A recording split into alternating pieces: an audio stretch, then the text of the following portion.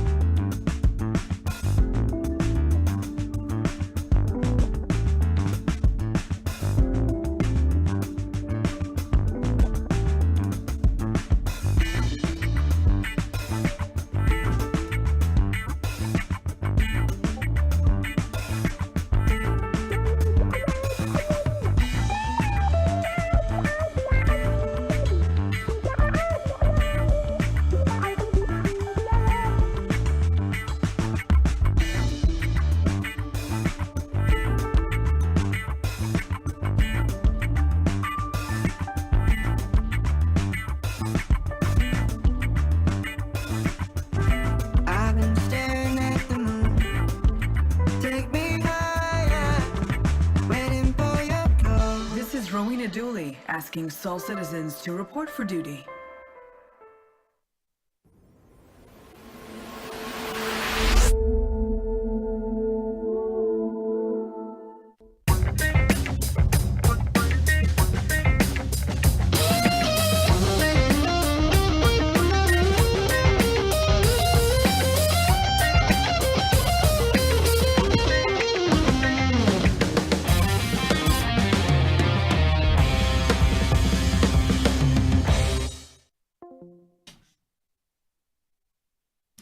Hey, greetings. Welcome back to Soul Voices. I am GriffinGamingRPG, and I am so happy to be back with you guys again on a Saturday afternoon. Today's the 18th, I think, of May.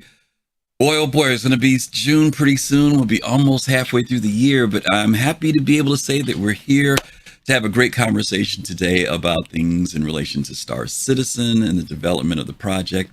Thank you guys for spending time with me today on this Saturday. Shout outs to some people who I see who are already speaking in chat. We got Fast Carton there, Pops and Spaces there, New Soul Sounds, Tim Stone, 20207 to you as well, and 07 to everybody who's out there. Hope you guys are having a great weekend. As you guys know, we just kicked off this week on yesterday with Invictus 2954, another year of Invictus, the UEE Navy's annual celebration of all things UEE, at least on the military side. And I hope you guys are having a great time. Hope you visited the convention center. Got some time to check out some of the new things that CIG is going to be offering this year. I know there's a lot of excitement. We've been having so many conversations over the past few weeks in our Discord, theory crafting, spending time saying, what do we think CIG is going to do next? And we got some of it right. You know, I got to say that we got some of it right. Some of it we didn't get right, but that's okay. We were taking some wild guesses on some of these things. So hopefully you guys will be able to come in and share your thoughts about some of the topics that we have. This is our show where we have our one-on-one conversation where you get to come in, chat with me about subjects that I bring up. Sometimes they're from Spectrum. Sometimes they're from Reddit. Pardon me. And sometimes they're just from the gaming industry or from Cloud Imperium Games itself. And today we're going to do a little bit of a mix of everything. DK Wildcat, thank you so much for the 1 month tier sub. Thank you. 25 months going strong. Thank you. We appreciate you. Over 2 years, geez. So today we're going to be talking about this title that I picked called We Still Don't Get It. Now, when I say we, I'm putting myself in the box. I'm not pointing fingers at anybody. But, you know, I was just looking at everything that's been happening over the past week, particularly leading up to Invictus, watching the Inside Star Citizen this week and last week, watching SCL this week. And, you know, it's funny. I know our good friend Kai Zin, we asked a question a few weeks ago, are we playing Star Citizen? And he said, yeah, we're playing Star Citizen.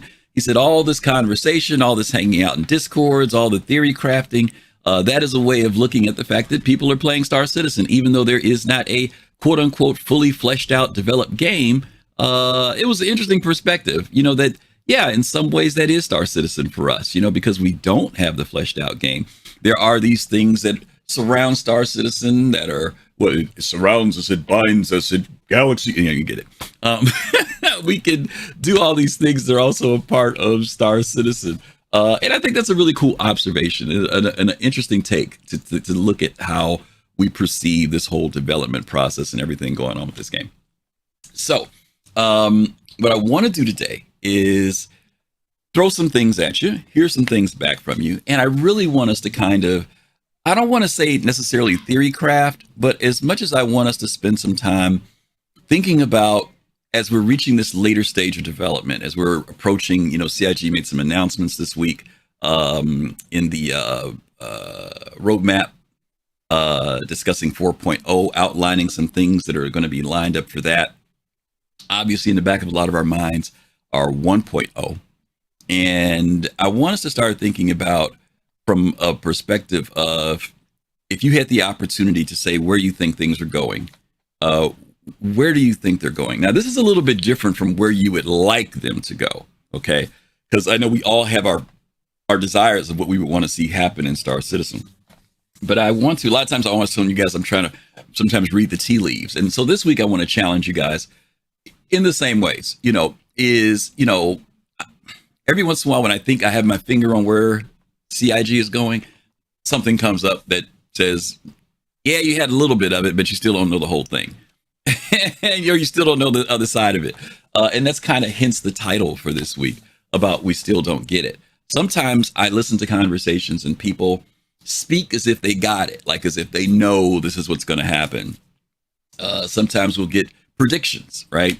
This year is going to be the year. It's going to be the year. Then there's other people say, this year is not going to be the year. Some people are going to say, this is going to come out in 6 months. Some people will say this, 6 months means 2 years, right? Everybody has their feelings about getting it. And I want to talk about that a little bit today. And hopefully you guys will come in and have some fun with me. You are so silly, Kai. I appreciate you taking my Ben Kenobi and taking it further. So anyway, let's go ahead and get into it and talk about what we've got going on for this week. Let me see if I push the right button. Oh, by the way, before I get into that, let me go back to this screen because I don't want to distract. Many of you guys were here last week when we did our fundraiser for one of our community members for Buster the Destroyer. And I wanted to personally tell you guys after the fact, we signed off last week after a 4-hour live stream. Many of you guys were here. You guys were here to support. And all I want to say is I really, really appreciate it. We really appreciate it from the Soul Citizens community. And I definitely want to express from Buster the great appreciation. She was just emotionally moved by the gesture that you guys did. Just so you'll know, when we closed out last week, we were around $1,045. Our total goal was to shoot for 1,000. But by the end, I think by either the end of that day or the next day, it had gone up to $1,200 plus, somewhere $1,250, $1,240, something like that. So you guys definitely gave some breathing room and some help for her to allow her to not get into any deep financial debt, to be able to kind of push through the situation that she's going through right now. So I just want to say thank you so much. Appreciated. There's so many things you guys could be doing, especially when Invictus was coming up and people have been saving their change. But many of you guys just went that extra mile to help someone from the community. So again, from all of us here at Soul Citizens and from Buster, thank you. You guys are always amazing. Okay, now we can change the page. Now we can start talking about stuff that's going to go on for this week. Okay, first question I want to throw up is I want to, I'm debating if I should show this video or just have a conversation. Video's 15 minutes long. I guess I could show it. I'm going to show the video from ISC the other day, and my question is going to be, well, there'll be a question after you watch the video. Okay, let me just put it that way. Okay, so let me start the video. Those of you who didn't see ISC the other day, you get to see it now. If you did see ISC, Just bear with me. It's only like a little less than 15 minutes. And then we'll go back and talk about it. Red says, so the video. No, it's not. That's not who the video's from. Don't worry, Red. All right, here we go. It's that time each May where we celebrate the might and majesty of the UEE vehicle fleet, and this week we're exploring the gold standard work of one of the rarest vehicles in the game, the debut of a new design sure to set the verse on fire, and a long-requested variant finally making its debut at this year's event. It's Invictus Launch Week Part 1, so let's stop yapping and get to showing. I'll be here when you get back.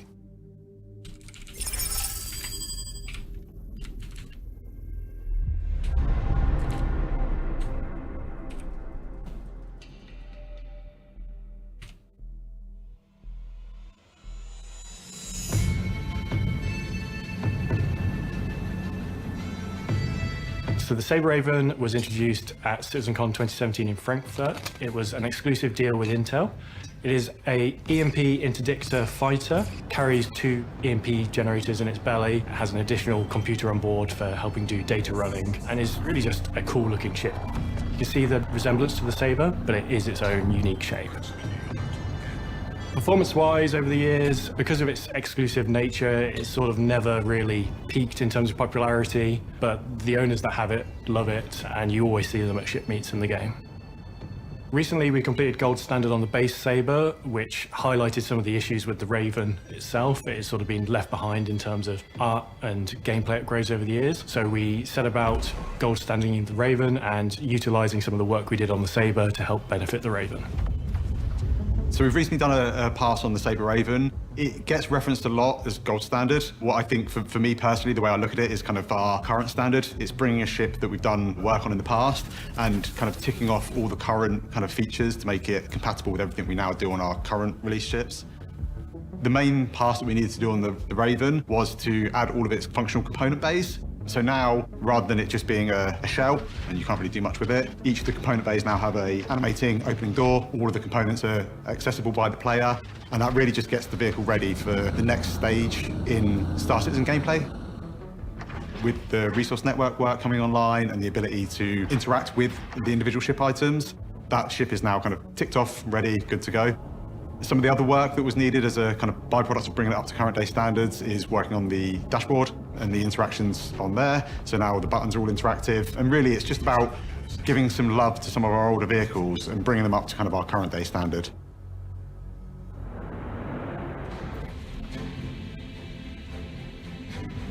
So at this Invictus, we're happy to announce that there is a new sibling to the Raven, and it's called the Sabre Firebird.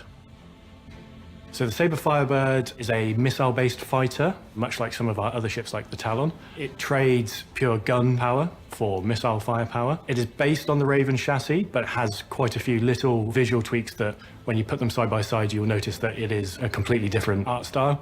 And its main firepower is from its belly-mounted bespoke missile launcher, which holds 12 size 3 missiles. So in the Sabre series, we have the base Sabre, the Sabre Comet, and the Sabre Raven. And really, we wanted to kind of build on the Raven's chassis. It's a very unique design, and we really felt like we could do more than what we've currently done with that vehicle chassis. Obviously, we wanted to make sure that it feels different enough from the base Raven. So we did quite a lot of work. The actual full kind of top of the vehicle has pretty much been kind of remodeled. The main spine of the vehicle has a bunch of changes on it. When we looked at it and kind of decided what is really successful and what we want to build on, we really felt like the Raven is very, very sleek, whereas the base Sabre had these really nice kind of like tail fins and a nice kind of back end to it. So really we kind of want to bring a bit of that inspiration back into the Firebird. So the main kind of visual change that you'll notice on the rear of the vehicle, it's got a slightly new thruster, and it's got these nice sort of wings that complement the rear tail end.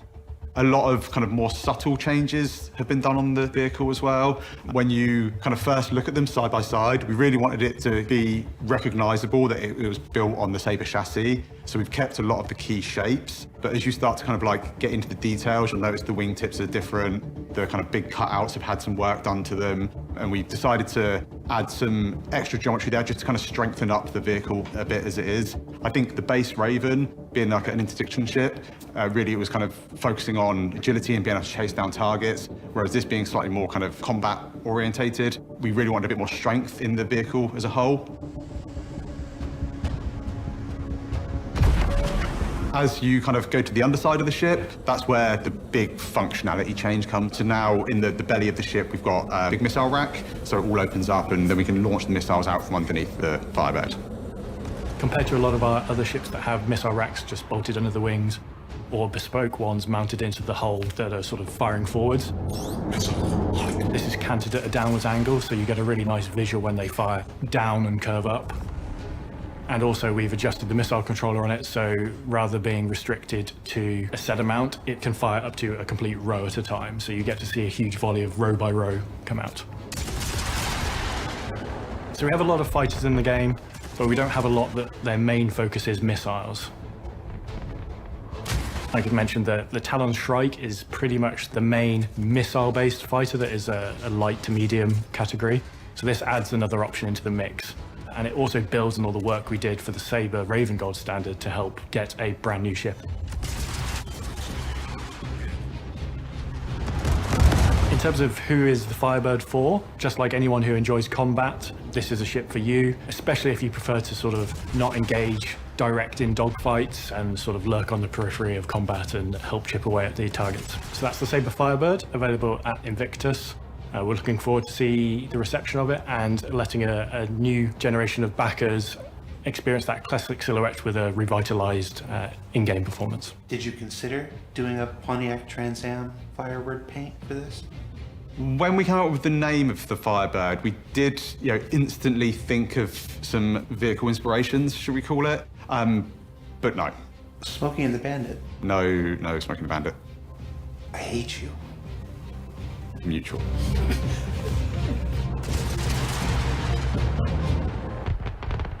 So in the top 3 questions that I get, number 1 and 2 are when and where are the Banu Merchantman and Endeavour? The third one is where is my Ursa medical version? So we're finally proud to present the RSI Ursa Medivac. Yeah, because that's the one they really wanted you to focus on.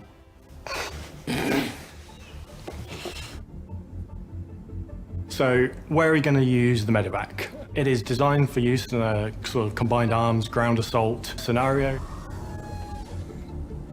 When you kind of think about all the different gameplay loops we have and all the different ways that our players like to explore the universe, we have a lot of air support. We have the Pisces, we have med bays in our big ships, but we don't really have anything that's ground vehicle based that can kind of be that response unit to really kind of get people out of trouble, to come in and heal our players.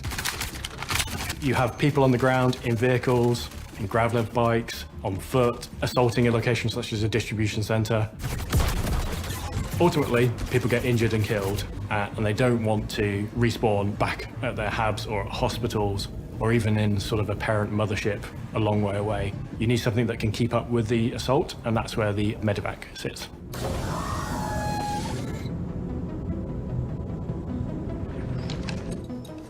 It fills that gap in our lineup that allows the players to be able to go out, explore our universe, and have less concerns about some of the activities they're getting up to, knowing that they've got a medical vehicle on call nearby that can kind of get them out of a bit of a sticky situation. Exterior-wise, the main kind of big difference is going to be the delivery. So the Medivac will come with its own medical-themed default paint, as well as additional paints, and these will be applicable to the base Ursa as well.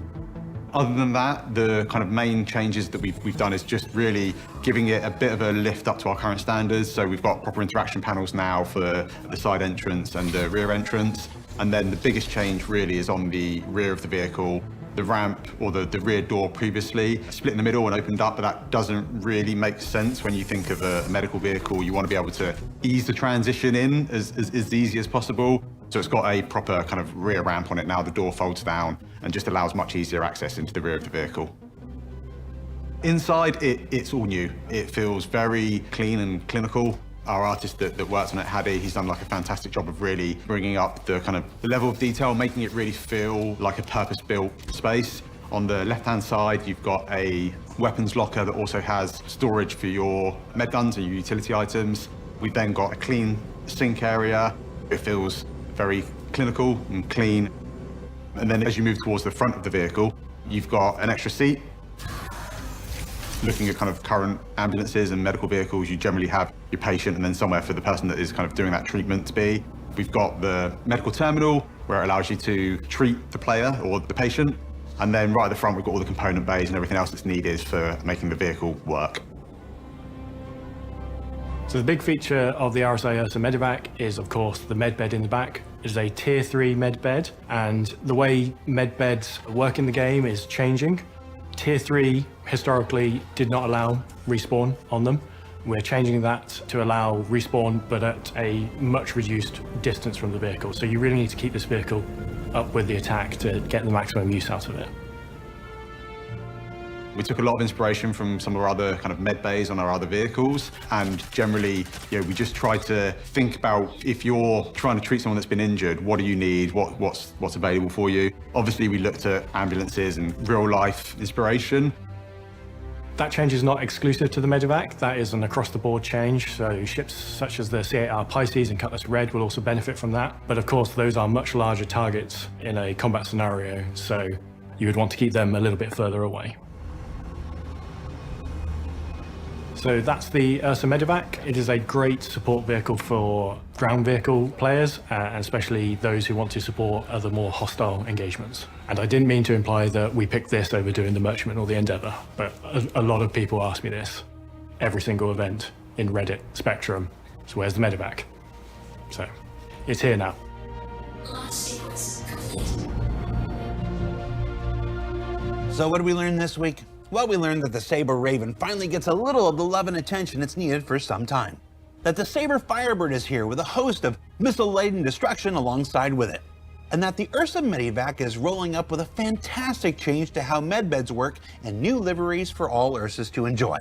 Now, don't forget to tune into this year's Invictus All Vehicles Roundtable tomorrow. We'll have some of the folks that make ships possible on to discuss all aspects of vehicle life in the verse, and then come on back next week for Invictus Part 2 for even more new vehicle goodness. For Inside Star Citizen, I'm Jared Huckabee. Thanks for letting us share the process of game development with you, and we'll see you all here next week. Okay. So for those of you who didn't get a chance to see that, hopefully you enjoyed the video. If you saw it before, then that's cool. Kai, stop picking on people and calling people nerds. It's not a good thing. Stop. All right, so here's my question. What did you notice? I want you to now, and by the way, it's funny because I've got Fist of Face, Pops, and Red all in the queue before I even asked the question. So you guys, I don't know what you guys were coming in to talk about because I hadn't even presented the question. Okay. My question to you is, what did you notice? And what I want you guys to do is, I know you're a nerd. I know. Type in chat what it was that you guys noticed in relation to the Firebird and the Ursa this year. And let's see if anybody gets it. And if somebody gets it, just because Kai threw the dollar signs up, I'm going to give away an Ursa. I'm going to give away a Ursa, Nursa, MRSA, whatever they want to call it. So you guys can thank Kai for that. I'm going to give away an Ursa, MRSA. If someone can type in the chat what it was that they noticed this year about the Firebird, the Ursa, we can talk about the Argyle one too. Did you guys notice anything in particular? Variants of pre-existing models. That's a good point, Kai. The paint color, new soul sounds. Okay, the paint colors. Okay. Feathers says Nursa. Bob says red. Citizen Ninja says that they were easy variants. Okay, those are interesting things. Yeah, but that's not the answer I'm looking for. Easy, fast to make the vehicles and to put up for sale. Interesting point. Okay. Bin stand info. Not many weapons. Good point. Small, cool designs. Okay, those are all good. Branding. Wow, no. They both provide variant game loops, not just clone. Oh, okay. Nope. I got that. Nope, that's not branding from Captain Jones. Okay, so, they don't have full gameplay. Togi, that's almost worthy of winning. Just because of that answer. Okay. No upgrade path. Say Togi won it. Okay. All right. Let me guys give you something to think about. And you may think, oh, Griff, you're making a big deal out of it. Low-hanging fruit. Both are gold standard. Okay, yeah, but that's not the answer I'm looking for. Ground related. No, Pop says ground. Okay, let me put in. Hopefully this will work because I hope this is cut and paste or whatever, that this will go in for you guys. This answer. I think it will. There. All right, last round. Here we go. Boom. Boom. That's the answer. As far as I know, and someone correct me if I'm wrong, these ships did not go out to Evocati. These vehicles did not go out to Evocati. They went directly, some of it was a little PTU for a very short time because they were testing for Invictus. But this stuff went straight to us. You say, why am I making a big deal out of it? It's not the first time that CIG has launched a ship and we didn't know about it, right? I remember back when the what was it called? The Valkyrie came out. You know, we were sitting at CitizenCon, you know, and that thing came out. Yeah, no testing needed. There you go, Unique. He says I feel used. So here's my thing. There have been changes. This is why the title of the show is that we just don't get it, or we still don't get it. You guys remember just a few months back, CIG announced that Evocati could now talk to us and tell us what it was they were doing behind the scenes. They couldn't show video, they couldn't show images, but they could talk about the notes. They could talk about what they experienced. We even started getting the patch notes in so we could see what was going on, right? And then now, and maybe this is a fluke, I don't know. I'm just, once again, I'm talking about reading the tea leaves. You know, now they present these vehicles that obviously could have had issues, even though, true enough, the Ursa's the Ursa. They had already done the Pisces, so the medical aspects were still there. But there still could have been issues that would have come up that would have needed some type of testing on some scale. The Firebird, you know, it's coming out in a couple days. Same thing. It's still another ship. Yeah, it's not the Saber. Yeah, but there are elements of it that they've developed already that now they know that they feel confident they can put out. Same thing with this Argo piece that's coming out, right? So my question is there something changing? Is there a change in the wind on how things will be presented to the community?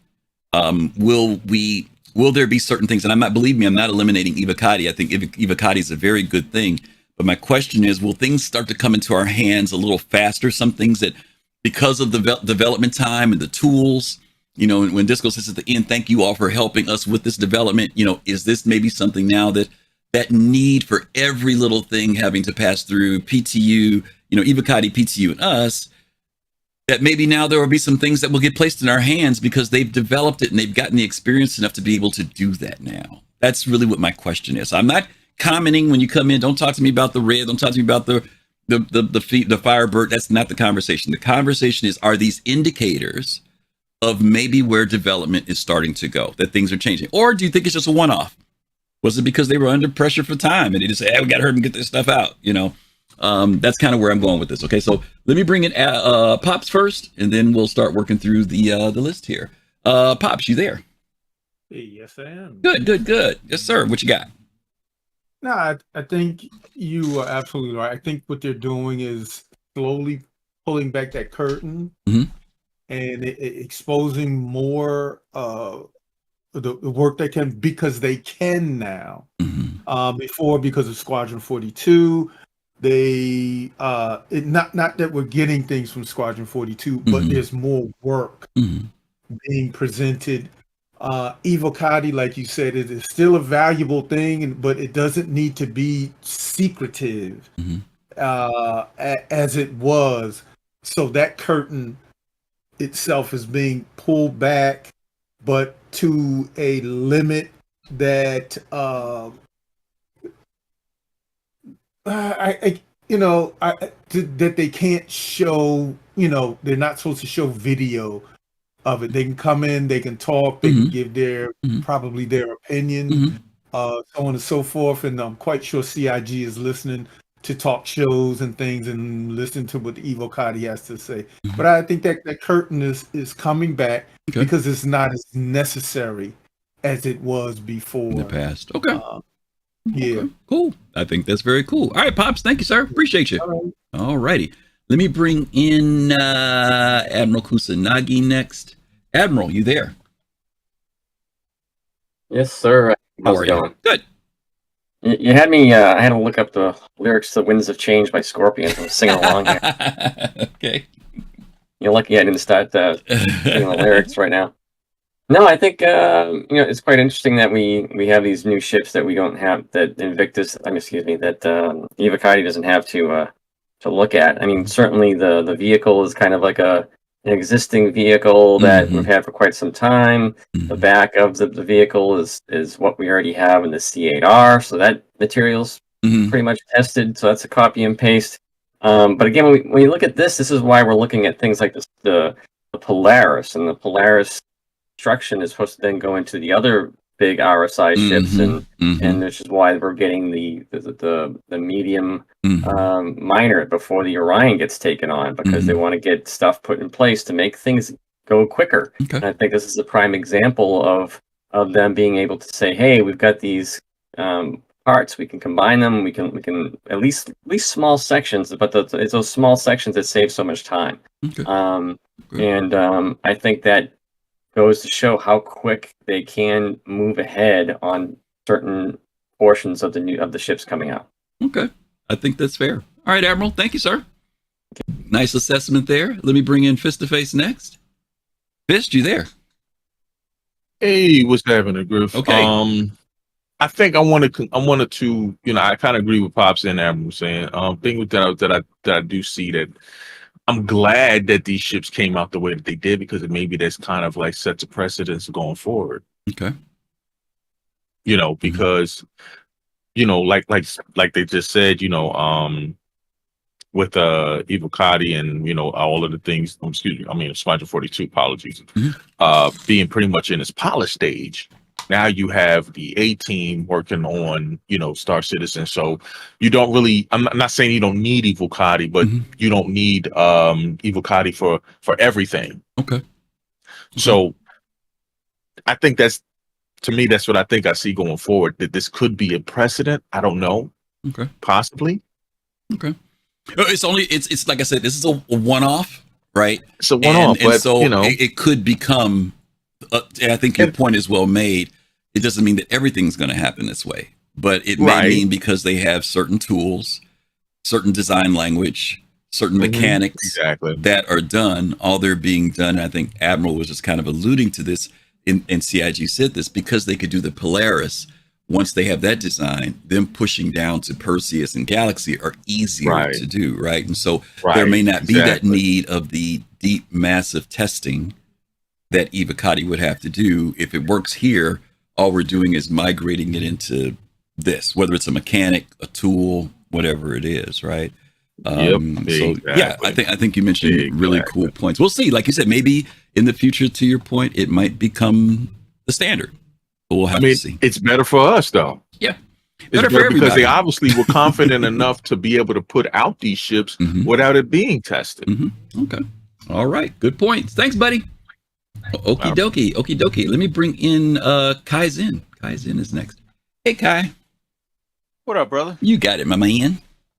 All right. So, addressing your question of what do we see different here, and in what ways do we think maybe we're not getting it or whatever, I've got a different viewpoint, I think, than what I've heard everybody else bring up, and it's one that I've been saying for a while, but I just keep seeing more and more pieces of evidence for it. And I think we're going to come to loggerheads on this before too much longer, just because there's a compressed timeline. If they're at the point where 4.0 is supposed to be, Q3 this year, which, okay, we'll see. We'll see.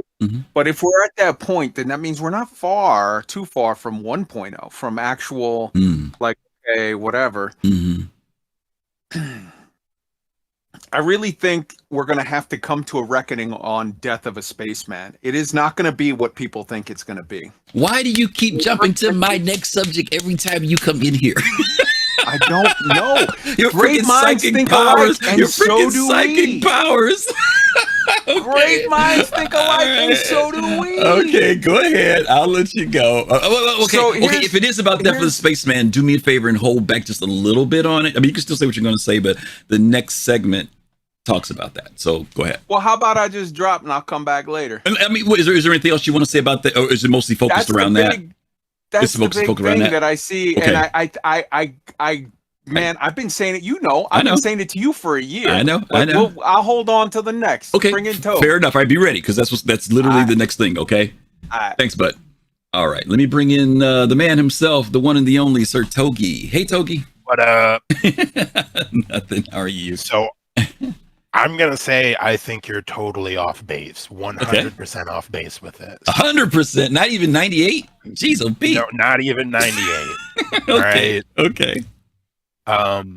Most straight flyable ships, as far as I know, don't go out to Eva Gotti. Uh, And haven't in a while. Right? yeah. Like, going back through it, like you would have to go back maybe 2 or 3 years. Straight to to get this. flyable. Let me think. So If it's something new though, don't they usually? Oh no, because this wasn't concepted. This wasn't concepted. Yeah, it wasn't concepted. When We've we have been straight talking about flywables, it. generally they just when we first learn about it, we learn about it from data mines. But Evo never gets it. No, usually not. I remember with the Valk they I didn't. think back in the day, Mhm. maybe 2 years ago they did. What was the last one? But- Do you remember what the last one was we got? I would have to look. and I don't then go in remember. and Maybe somebody in confirm it. chat remembers. And you may be right, Togi. I'm getting old. Maybe my memory is gone. Yeah. You know, but I just thought coming up to Eve I've never remember them doing it at Invictus when they had a big event like this coming up. That, you know, normally we just saw the empty display floors and that was it. You know, we may have even known what was coming, but I don't ever remember them having something. You know what? You might be right. The Rambler. They didn't do it on the Drake, right? Not the Rambler. Is that what it's called? They didn't do it on any of the cutters. They didn't. The do it cutter. on I mean, the Fury. cutters. They The didn't cutters. do it They on didn't. the Scorpius Antares. They didn't do it on the hover quad. I don't know They why I didn't thought do that they on tested it. Sulin. Okay, well you're right. I'm wrong then, guys. I'm wrong. I mean, and again, like I Take get it. your point, Mm-hmm. right? And I think this is more indicative of them taking steps to develop pipelines to do stuff like this. I think what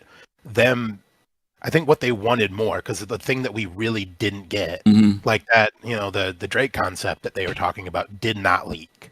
Yeah. All right, we have no real idea what that is. Yeah. True. I think this is more an experiment in not letting leakers steal their thunder than anything else. Yeah. I guess what was weird to me, and correct me if I'm wrong about this, because I'll take what you're saying about the other piece. They let us actually fly this stuff before Invictus. People had their hands on it. And I think maybe that's why I felt something was different, because normally it's not until the event comes around that starts to happen.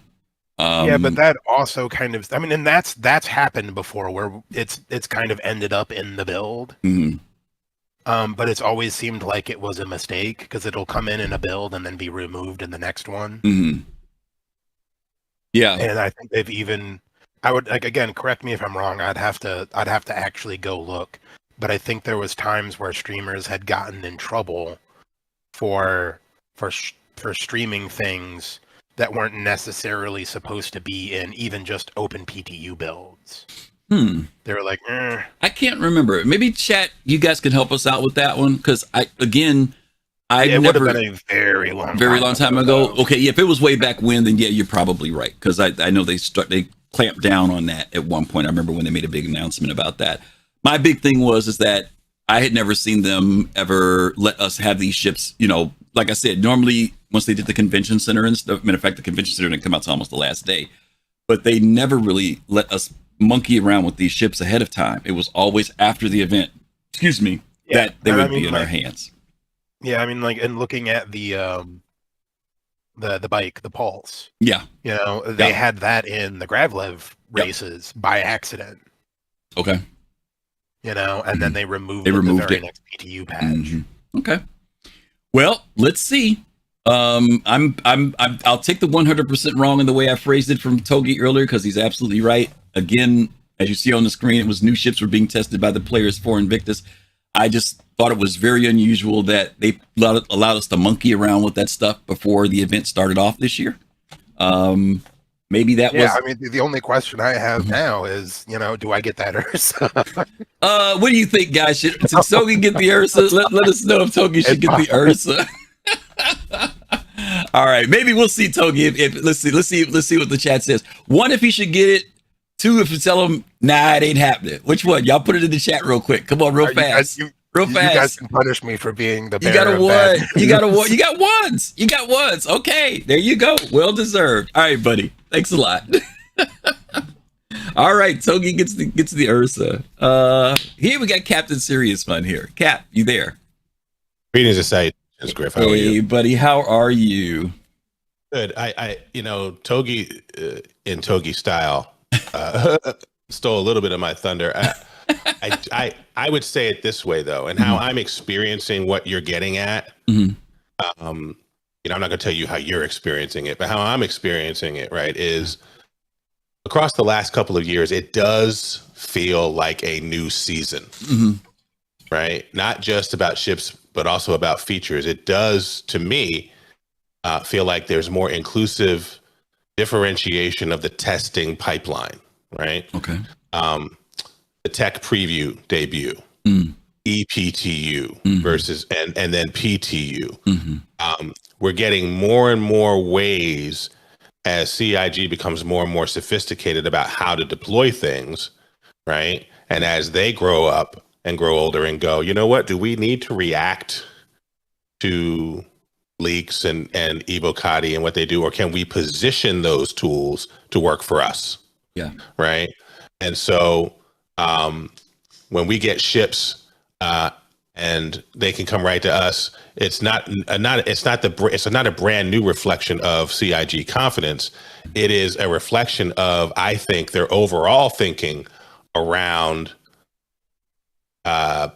this idea of how do we broadly differentiate and get more people testing more stuff in more ways? Yeah. Right. And we've talked about this before.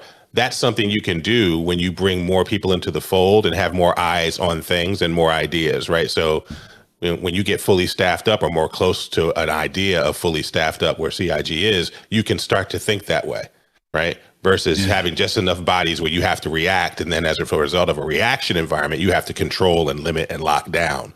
Now it feels like a season of opening up, of more inclusive differentiation. Different groups of different parts of the community can do different testing for us in different ways to give us different results. And it just feels like a little bit more of a sophistication than where we were before. Yeah. I think to your point, there is the growth of the project is on both our parts, both the community and the company, right? And, some people might say, well, why didn't they do this 8 years ago, right? First of all, there may not have been the foresight, right?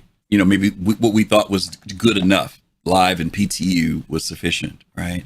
But as the project has moved forward and the company has developed and grown within its own knowledge base, and understanding the growth of the community and the temperament of the community, I think it is, to your point, just another step in both of us growing, both the company and us. So just you touching on that part about expanding ePTU and tech preview, some of that came from lessons learned, right? Yes. The 318 thing really was one of those things that helped bring that about, right? That was a learning thing for the company. And then it was also, well, here's our response to that thing when it happened, not just throwing our hands up and saying, oh, well, it happened, but here's a way now that we can maybe step in between. One of the things I thought was interesting about ePTU, or tech preview even, it wasn't Evocati, but it wasn't PTU either, Right. And I remember going in and feeling a little bit of frustration when I went in there to test, right? I'm reading Gladestone's comments, and I want to address Gladestone's comments because I don't want him to feel pissed off, especially for 8 years. Glade, don't be pissed off for 8 years over a game. Okay. But before you get to Gladestone's coming, because I knew you would. Yeah. I saw him at the corner of my eye. I want to say, when people say, well, why didn't they do this 8 years ago or 10 years ago or 12 years ago? Right. I have to tell you that I react viscerally to that because, I've been married 25 years this year, right? And in the early part of my marriage, to my wife, who is my soulmate, whom I love, right? She would say things like that. And I would say, help me understand how to be a time traveler. And I'll go back and fix that, right? Right. Like, I'm not sure what's actionable about why didn't I do this back then. If I had known better, I would have done better, right? So, the idea here is that, you can make a decision now, right? Now, today, that CIG is an entity you want to be in relationship or you don't want to be in relationship with, right? But you can't make a decision now for them to go back in time, right? Because that technology doesn't exist, right? And so I will come back to this theme across today. I expect, right? But the time traveling isn't effective for us. It's not effective for the person who wants to fix things in the past, and it's not effective for the person who did stuff in the past because nobody can time travel, right? What we can do is say today where we are in relationship to things, right? So anyway, And the reason why I was mentioning about Glade's point is he says 12 years, but Ivocati didn't start 12 years ago, Glade. So let's set the clock correctly. Ivocati started several years after that. That's why I said 8. It might have been 9 years ago.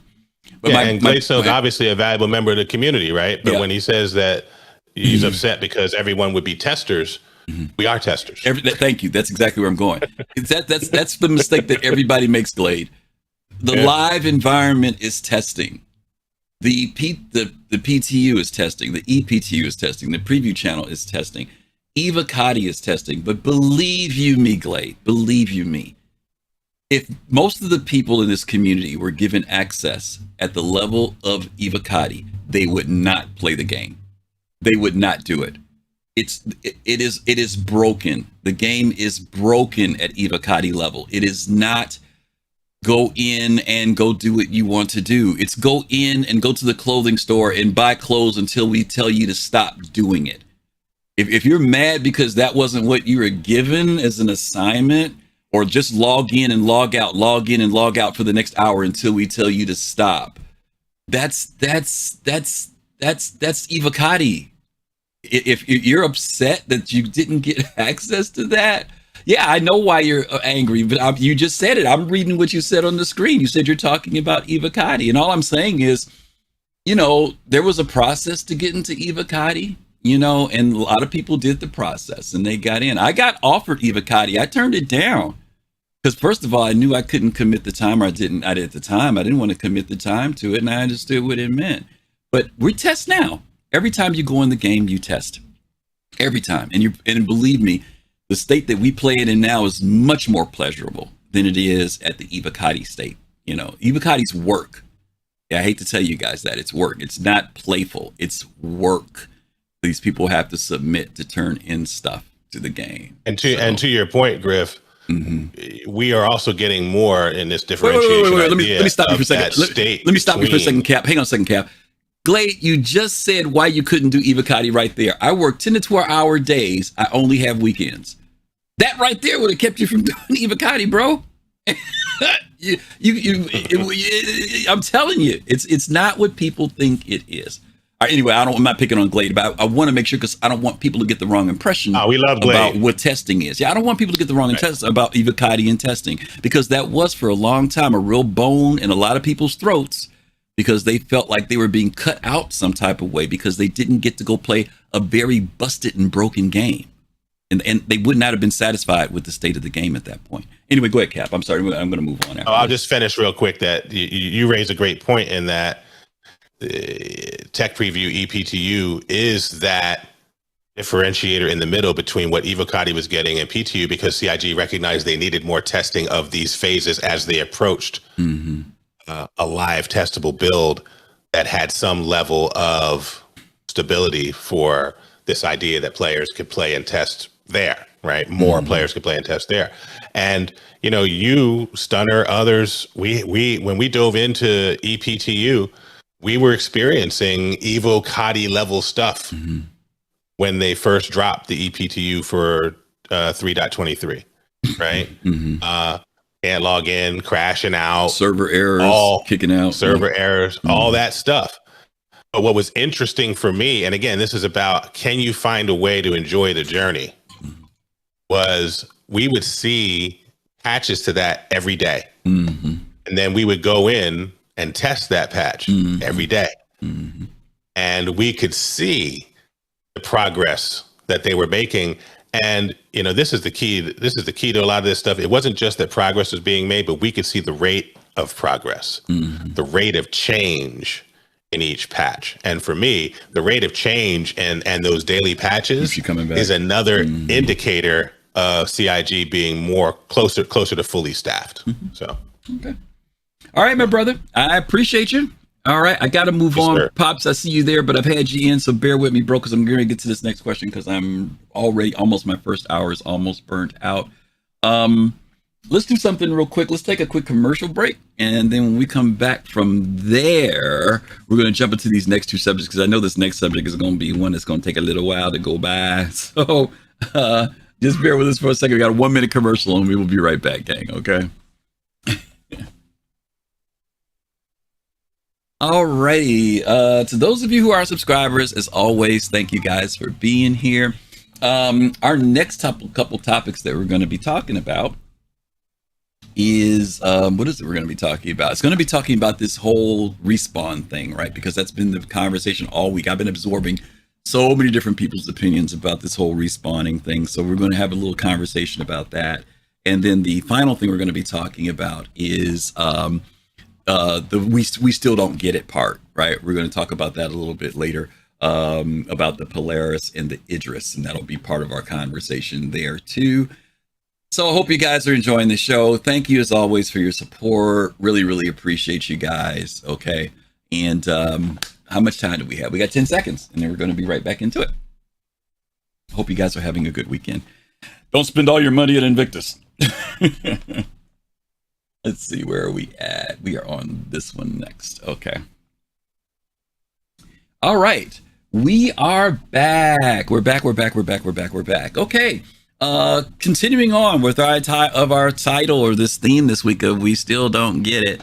I wanted to kind of do some readings for you guys because this has been one of the big subjects this week, other than the Polaris. One of the big subjects that's come up this week has had to do with respawning. We first got our first message on this in Star Citizen Alpha 3.23.1. Excuse me. PTU 9174453 was when this first popped up. And it was interesting because it was just a simple line, these two lines that were there that came out of nowhere. Thank you, Kat. That just caught people out of nowhere. Okay. So let's show you what these lines had to say. Medical bed respawn update. With the release of 3.23.1, we wanted to provide players with a less brutal experience when getting back into action. To help with this, we are making all medical bed tiers be capable of being set as a regen location. The range at which you will be able to respawn in them will depend on their size class. For a T3 medical bed, that's the Pisces ambulance and the Cuddy Red, and also the new Ursa. Okay. These will allow you to respawn up to 20 kilometers away. So from 20 kilometers to where you are, you can respawn. Captain Jones, holy smoke. Thank you for the 5 community subs. Thank you for hooking up our folks. Wow, we really, really appreciate that. Thank you so much. Okay. Mrs. Tomato, hey, what's up? Didn't know you were here. How are you? Hope the hubby's doing well. That's for up to 20 kilometers at tier 3. For tier 2 beds, medical beds, which previously allowed for respawning at 20 kilometers, you'll now be able to respawn up to 50 kilometers away. Some people told me they didn't even know about the kilometer thing. I remember when they did the reassessment of this whole thing and they put this range factor in there. Most people don't park 20 kilometers away, but just so you guys will know, that's how far away you can do it. And there are reasons for doing that, by the way, which most of us, I don't think a lot of people do, but anyway, that's that on that. By the way, let me read this too. These current values for respawn distance will be monitored for balance and will be adjusted if needed. Healing capabilities for all beds will remain the same, and players respawning will do so without their equipment they dropped on death and will have to be prepared with extra stored or survive to go back to reloot their corpse. Now, I've got to make a correction to people in my community, in the Soul Citizens community, because we've been having conversations about this week. I misread this line. I thought that they were saying that when you respawn, you would respawn, and if you had a tier 2 injury, not tier 2, yeah, a tier 2 or a tier 1 injury, that you still have that injury. I was wrong about that. We did a testing. I went out, Rob Ahagri and I went out yesterday. We did some testing. And if you die, when you wake up, you come back at 100%. Everything is 100% on you. No broken bones, no busted head or anything like that. But what they're saying is that the tier levels of the beds will remain the same when it comes to healing. Okay, when you go there to heal yourself.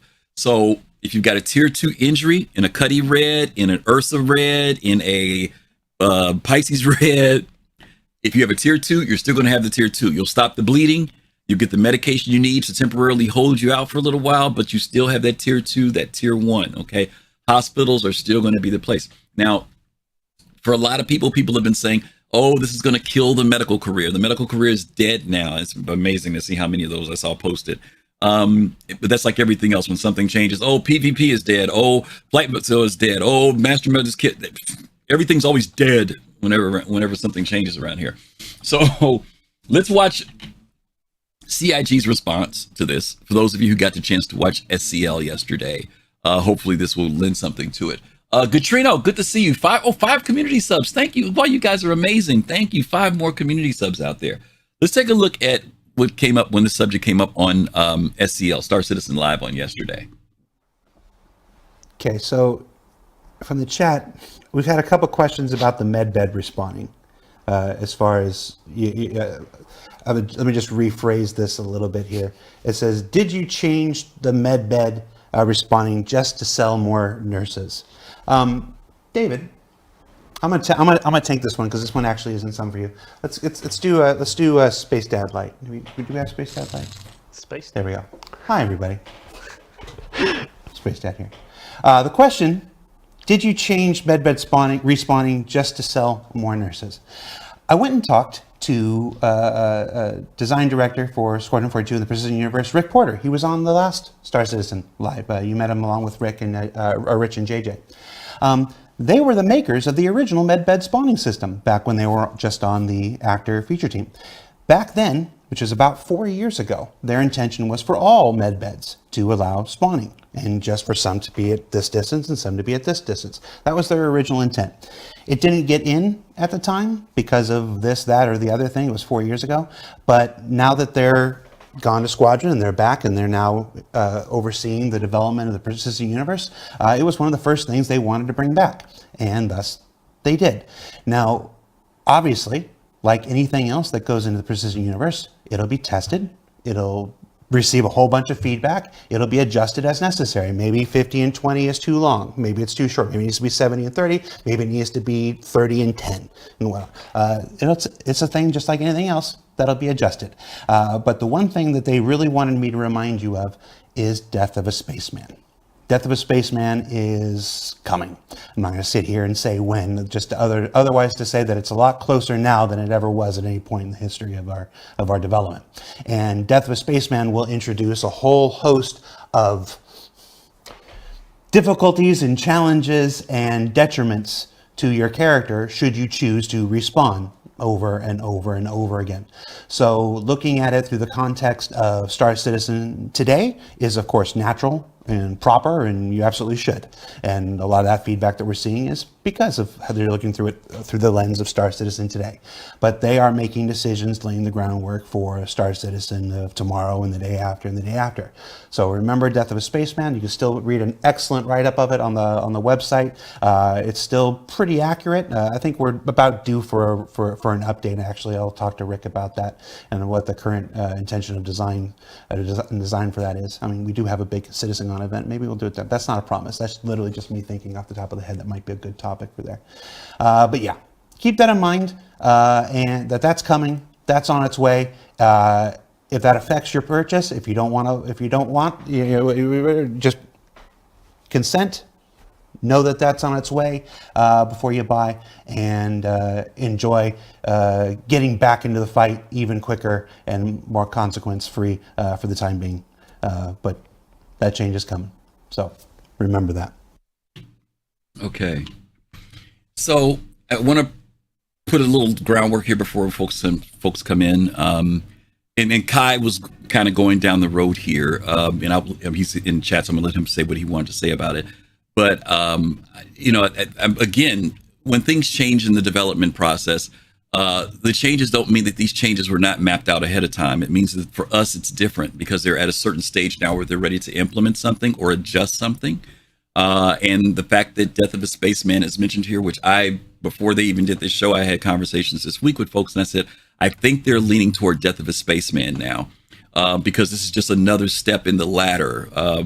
Some of you guys remember way back when we had all these ships that used to do the respawning before, and then they changed the tier levels to get us into using the tiers. Many people got angry back when the tier levels got implemented. Some of you, I hate to say it, may have melted your Cuddy Reds because it no longer did the respawn that you wanted it to do. And I've told people, and I keep telling people, y'all stop being reactionary and melting stuff all the time when something doesn't seem like it's going to do what it's supposed to do. Okay? You got to wait and see. We take it from the old dinosaur who's been around here quite a while, and it sees that things change. They go away, they come back, they get modified. And the fact that we're in alpha says that that's going to happen. Doesn't mean that things are going to stay the way they are. Now if we get to beta, when beta means it's feature locked and content locked, then you can start hollering like crazy. I'm not saying don't give comments and suggestions now, but your money, you're spending real money out here. If you're not sure about something, just don't spend the money. This is not the old days where you had to spend money to buy stuff to get it in the game. You can rent stuff, you can borrow stuff from your friends, you can work for stuff in the game, okay? But there's been this whole big pushback now against what's going to happen with medical, and medical is integral to Star Citizen because of Death of a Spaceman. It's not taking away from it. They're moving toward enhancing it and doing some other things. So before I get into my opinion, I'm going to let other people come in and give their opinions, and then we will get into it. So let me bring in, I'm going to bring Kai in first, even though I think Pops was there first. I'm going to bring Kai because Kai had already wanted to talk about this a little bit, and I told him I'd bring him in. There he is. You there, buddy? Hey. Okay, there he is. So I honestly feel like this clip from Jared is going to age like milk. Okay. I don't see it. Okay. Death of a Spaceman, as it was originally stated by Chris Roberts, the concept is that this was going to be a super simmy, deep, rich, persistent game that was going to be vastly different than all other games, that death was going to be difficult. Death was going to be a thing that didn't happen all that often. And when it did, it was going to have severe and profound and lasting and permanent effects. Mm-hmm. He stated, when asked at one point about Eve, I remember there was an interview. He was like, yeah, the clone thing, I don't like that. I don't know. This is going to be different. At points, he waxed philosophical about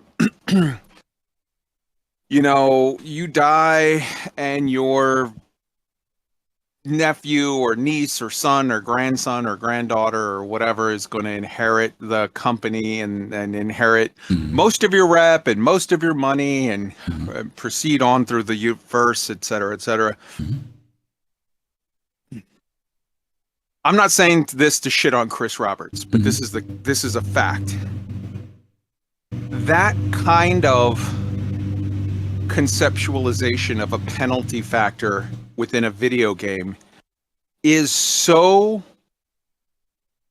different from anything else within the entire industry of video games, name me any mainstream game, period, other than, I mean, you can have single player, like a Nuzlocke playthrough of, like, back in the day, people would have a Nuzlocke playthrough of a certain game, or they would have, like, you know, one of those, like, the new challenge mode of playing what do you call it, Baldur's Gate, where, like, if you team wipe or whatever, if you die, that character's dead. There's no reloading, there's no save scumming, there's no whatever.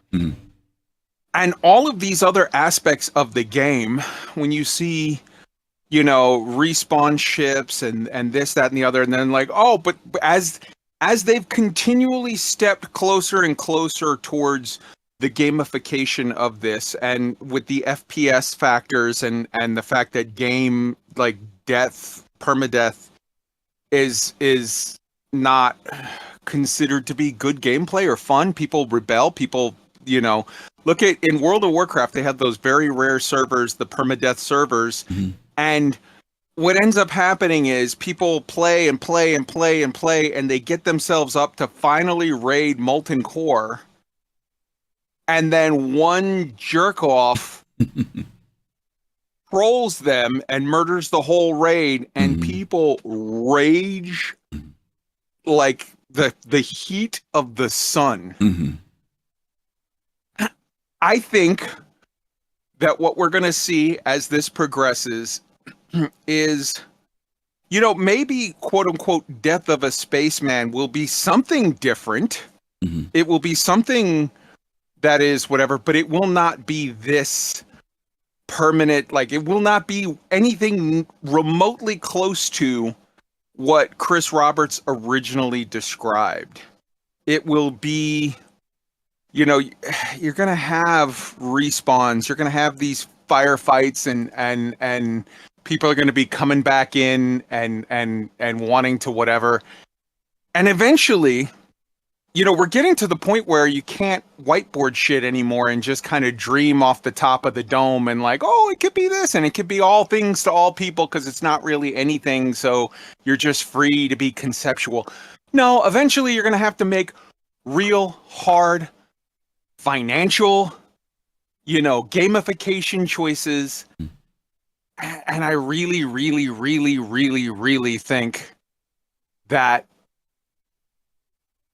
just it's going to lean far more towards Eve, Elite Dangerous, you know, other games. It's not going to go as hard as, like, Helldivers. And Helldivers, you're supposed to die over and over, and it's part of the game loop where coming back in is part of the fun. But it's going to be nowhere near as, you know, permanent and it's going to be nothing like what it was sold as with Death of a Spaceman. Okay. And I feel like that's not even necessarily all that bad. Like, when you have a dreamer, when you have somebody like Chris Roberts who makes a unique project, he might have 50 ideas that say, oh, this is all going to be in here. And maybe 30 of them make it through. And so you might, or maybe 10 of them make it through, and you say, wow, 40 of the things didn't come in. He's a liar. And it's like, no, he's a dreamer. He's selling you a dream, and he's going on the process. And maybe all of them shouldn't make it through. Maybe there's some where there needs to be, but the problem with that is you're going to have people in the community that rage over the fact that this was not my game. This is not what I was promised. And I just feel like, boy, you're going to... Okay, I got some other folks who want. So I got to get some other folks in. That's a good point, though. Okay, all right. Listen, I can see it both ways of Kai saying that there will be people who, if it does become what he says, they're going to rage, and people, if he doesn't do it, it's going to be rage. So I can see that door swinging both ways. But I'm going to save my opinion till later. I want to bring some other folks in. Pops, you there? Yes, sir. Yeah. Yes. Okay. All right. I think that as far as the medical gameplay is concerned and moving in that direction, we can't really touch on Death of a Spaceman because we don't know where that's leading. I'm going to give a scenario to what what happened. I respawned in Captain Sirius, or when the Captain Sirius funds Pisces, and that station that sits there for that person. You're in the bed, and that station, think is really in use right now. So you're going to need someone to stay at that station that's a medical technician, a doctor, or whatever. So you're not eliminating doctor. That person, you may lay in the bed and you may say, well, can you fix this? That person has to then apply all of that. They have to have the know-how, what meds to apply. They may not have it all. So let me stop you for a second, Pops, because I don't want people to get confused, because right now that's not the way the game is. You're saying that you think that one of the next steps may be that in order to do the respawn, that you're going to need someone actually physically there. It won't be just an automated process. Is that what you're saying? Exactly. Okay. Exactly. You're going to need. So you see that if they, so you're saying if you see that happen, then you actually see it making medical more involved, not killing medical. Exactly. Okay. Exactly. Okay. And you may need to go to a tier 2 from there, maybe up to what's the big ship? Well, the tier 2s will be the Carrack and stuff like that. The Endeavor's the tier 1. That's the only ship that's tier 1. Well, the medevacs can be modified to tier 1, but yeah, I get what you're saying. Yeah. Right. Okay. So you don't see it. You don't see this hurting. You see this as just a step toward moving for something, not the final product. Is that what you're saying? Exactly. It's a step in that direction. It's just the beginning of tier 0.5 or something. Okay, of medical. All right, Pops. Yeah. Thank you, sir. Appreciate that. All right, let me bring in Admiral Kusanagi. Bring in the Admiral. Hey, Admiral. Hey, how's it going, sir? Okie dokie. So, I think right off the bat, I was really pissed off at this move. I was like, listen, right now, this is an Edge of Tomorrow game where, hey, I got a tier level 2 and I got the new nurse mobile outside. And so you just walk, oh, dude, I got, Pops, I got a tier 2. And he walks over to me. He's okay, I got you, Admiral, just pops me in the head. Because I'm just going to respawn 100 meters away. And I can get my stuff and I'm good to go. So that's what this game is right now. Right. Now that's if you have a medical vehicle. So like, well, if you have a medical vehicle, it means you should buy a medical vehicle. That's what that's what the whole thing of them wanting money is for. So, or people's take on it. I have to agree with Pops though. Like, there's no reason to have a medical ship as big as that the giant hospital ship that will take it the next 5-10 years to come in. If that's the case. We know that just to fix up, you can fix up like a tier. I need like a much bigger operating room for tier 1. Say like a Carrack, but I can actually respawn you in a little tiny C8R. That doesn't make any sense. And I think you and I talked about this like yesterday. Was that I see this as like the 6th day when you respawn, where you need a physical representation of some type of DNA mass, and then you get implanted like your memories or whatever. I can see that. You shouldn't be just like beaming. This isn't like a Star Trek beaming a body into existence. Like Star Citizen is everything about something is physicalized. So there should be like a jar of gel that turns into a human or whatever, like a toothpaste box. I don't care. It should be something that loads in, that the doctor loads into the system and then respawns you in there. Like, hey, does a CAR have like 10 respawn gel packets or something like that? Okay, we have 10 respawns to do that for this big battle coming up. Or maybe far less than that. I'm not sure, but let me ask you a question. There was something on the cover of the video page for the Ursa Medical, and a lot of people didn't see it, but there were 2 things that were there that I wondered about, Admiral. I'm not saying this is the case, but it made me wonder based on what you're saying.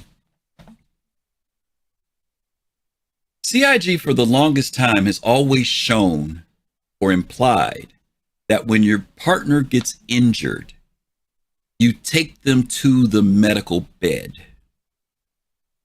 which is something that we have not been doing. We've been seeing that mechanic trying to get set up when it came down to the gurneys and stuff like that. Remember, they put the elevators in, the hangars that you could put people in. They showed when we first got the thing with grabbing people behind their neck to dragging them back. We don't do that yet. But on the video for yesterday, if you guys go to the Ursa page right now when you get time, and when you get ready to click on the video, it actually shows a person carrying somebody in a fireman's carry into the Ursa. So what if respawning is only there now because that's what CIG has us doing now, because later when Admiral Kusanagi goes down, or when I go down, Admiral Kusanagi has to pick me up, carry me to the Ursa, put me in the bed. I'm dead. And now he goes to the console and does the process, or whoever's in the medical thing does the process of bring me back. Maybe to Admiral's point, this isn't about teleporting. Teleporting is what we do now. But later, if I'm just injured and I need help, I can limp my way back. But if I'm out, if med guns only do so much, if I've been popped in the head, I was injured in cap, somebody pops me, Admiral says, I'll kick Griff back. And Admiral, now you tell the person in the medvac thing, drive over, meet us here. Admiral picks me up, carries me back to the vehicle, puts me on the med bed, and now the person goes to work on me. Does that sound more plausible? Is that further down the road? I think it's pretty damn close. Okay. That makes a lot more sense, I think. It does. There's no way that this would be. And I'm only saying that reading the tea leaves. Beds would work. Yeah, I'm only reading this questionable. Right, but I'm only reading that based on the tea leaves, right? The tea leaves, they've shown in their concept art people doing that, taking people back, dragging people back, carrying people back, putting people onto the bed. It's to your point, Admiral, CIG really does want to physicalize things. That idea of teleporting does kind of break the immersion aspect. But later on, if they're going to, and Admiral was here when this happened. This happened at one of our bar citizens a while back. Brian Chambers came, sat in with us, and someone asked him, hey, we saw something in the concept art. Is that something y'all really gonna do, or is that just fantasy? And Brian Chambers said, if it's posted there and you see it, that's because that's what we're working to do. So carrying people, and you guys know the community's been asking for firemen's carry forever. And they've even talked about working on that. So to me, this is why I say don't throw the baby out with the bathwater. People get upset about stuff because, again, what I titled this show today, it was called We Still Don't Get It. We still don't get that this is a work in progress and we're testing stuff. And I think Admiral's hitting on some valid points when he says there's a physical thing there. Pop says it, there's a machine there. Nobody uses it right now, but it's there for a reason. And we've just been so used to popping in, zooming in, teleporting. But again, Admiral's point is, hey, physicalize things. Somebody comes in, works the machine, blah, blah, blah, blah. Because to his Admiral's point, unless you got some gel that's going to grow, or some neutral body that's there with nothing in it, and now you're going to transfer everything in. That's really stretched it. But it's not stretching it so much if Admiral had to carry me back, lay me on the bed, use the machine. My DNA was already saved in it before I left my information, and he does the process of bringing me back. That's way more immersive to me. But we'll see. I think that the tiers are going to have to play into this. I think right now with this the Edge of Tomorrow thing and all these medical locations is just to test that we can respawn anywhere in the game. Right. On any type of remote device. And that I think goes into play for the Apollo, like when, for like a tier 1, like I've always envisioned like these tier 3s, I put someone on, you have a tier 1, I have a tier 2 bed, like in a Cuddy Red, I think a Cuddy Red's tier 2. And then I have to fly you to a tier 1 and you're in the bed that whole time because it's monitoring your vitals and then you get there.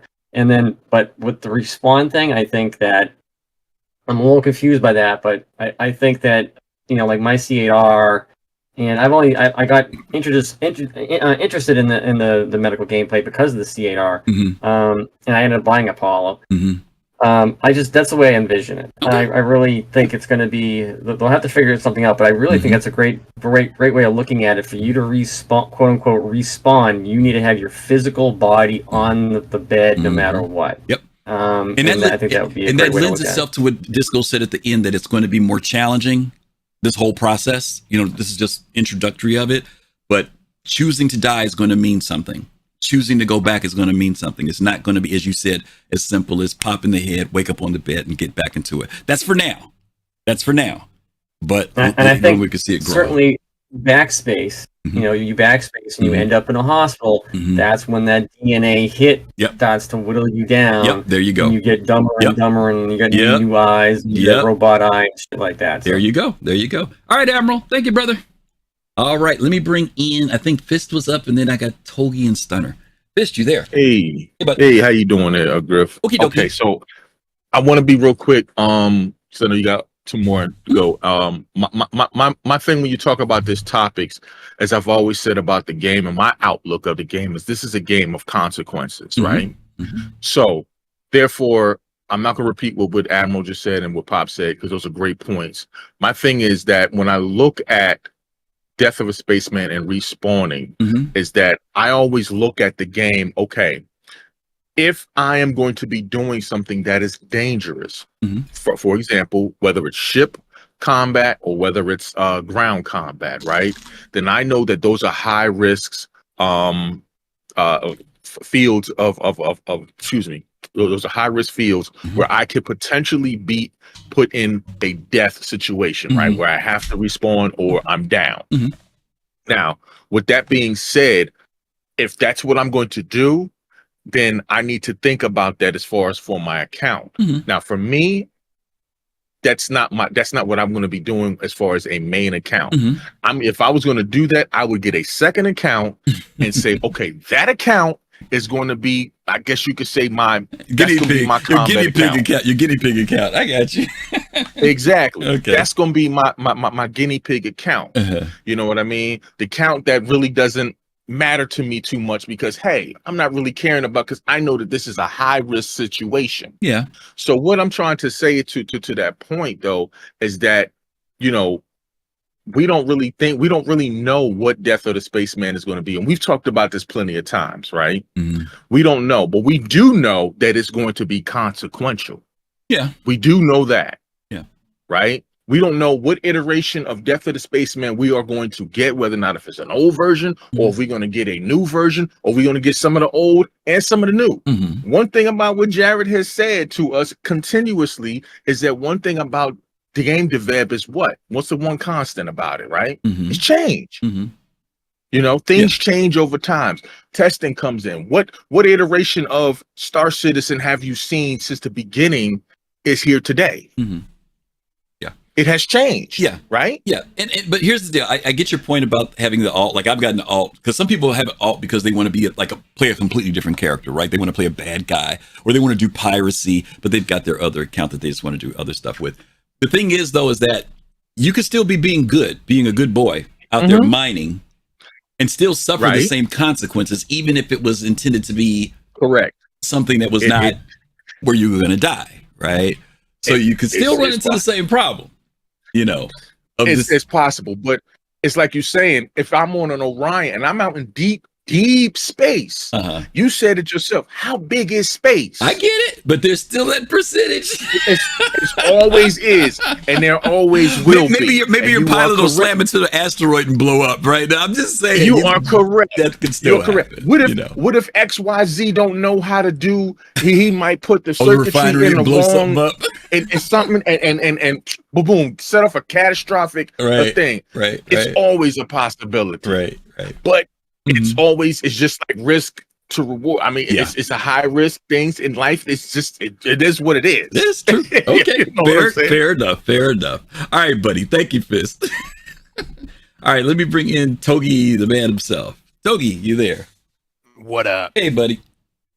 So I'm gonna start this off by saying that I like this change. This is a good thing to me. Star Citizen is tedious enough. Making it a little bit easier, especially with all the bugs that we have, when you're more likely to die by falling through as you are anything else. Right. But I think that this is one of those times where CIG shoots themselves in the foot because they make a change to the game when it's suspiciously advantageous from a monetary perspective. Yep. can understand why people might feel that way. Yep. Yeah, I mean, especially looking at the marketing. I mean, you watched the commercial. Did you see literally the only thing that Ursa did that entire commercial was respawning somebody? You didn't see it.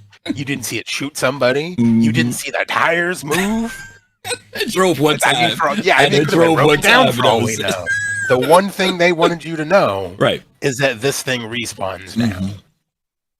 But I will say this, Togi, and you're this time I'm going to give you the 100%. Yeah, absolutely right. But this is also why we have to be smart and get it. You know, I hope that you guys got what Togi's saying too. You know, you do realize, I mean, we could say this almost about any time there's a ship sale coming up. The trailers and everything else is designed definitely to compel us. I can't tell you how many times I saw something and said, I'm not interested. I saw the freaking commercial and I could already feel myself like reaching back to get my wallet. You know, I know that's a part of it, you know. Go ahead. I mean, the way that I liken it is like, you know, whenever you're going on a trip, as soon as your kids get in the car, then they have to pee. Yeah. You know, and it's like you couldn't have done that 20 minutes ago. Right. No, I didn't have to pee then. And you know what? Sometimes they didn't. Yeah. But other times it's like, yeah, you were probably just trying to, you know, you forgot to pack, and that's what you were doing instead of going to pee. Fair enough. No, and I agree. You know, there's always been this constant conversation in the community about marketing and development and how they sometimes clash, sometimes how they get it right, and other times where it seems like it looks kind of sus, you know. I do believe that maybe there's a little bit of both here. Obviously opportunity because of Invictus. True enough, you know, the community has been asking for a medical something, but it's not just been the Ursa. I've heard medical Terrapin, medical Ursa, medical MSR. You know, I mean that request is the Spartan. Yeah, those have been out there. So legitimately, yes, that's been asked for. It is kind of funny that Disco said of the 3 things you picked, you decided to pick the Ursa, which was kind of interesting. But you know, and thank you for Togi for saying it. You know, guys, and I said it earlier. Be smart. You know, if you're supporting the project, fine. It takes a lot to not fall into the marketing trap of this. If you're supporting the project, you're digging it, or you're saying, hey, here's some dollars for me to cheer you guys on. I'm digging what you're doing. That's fine.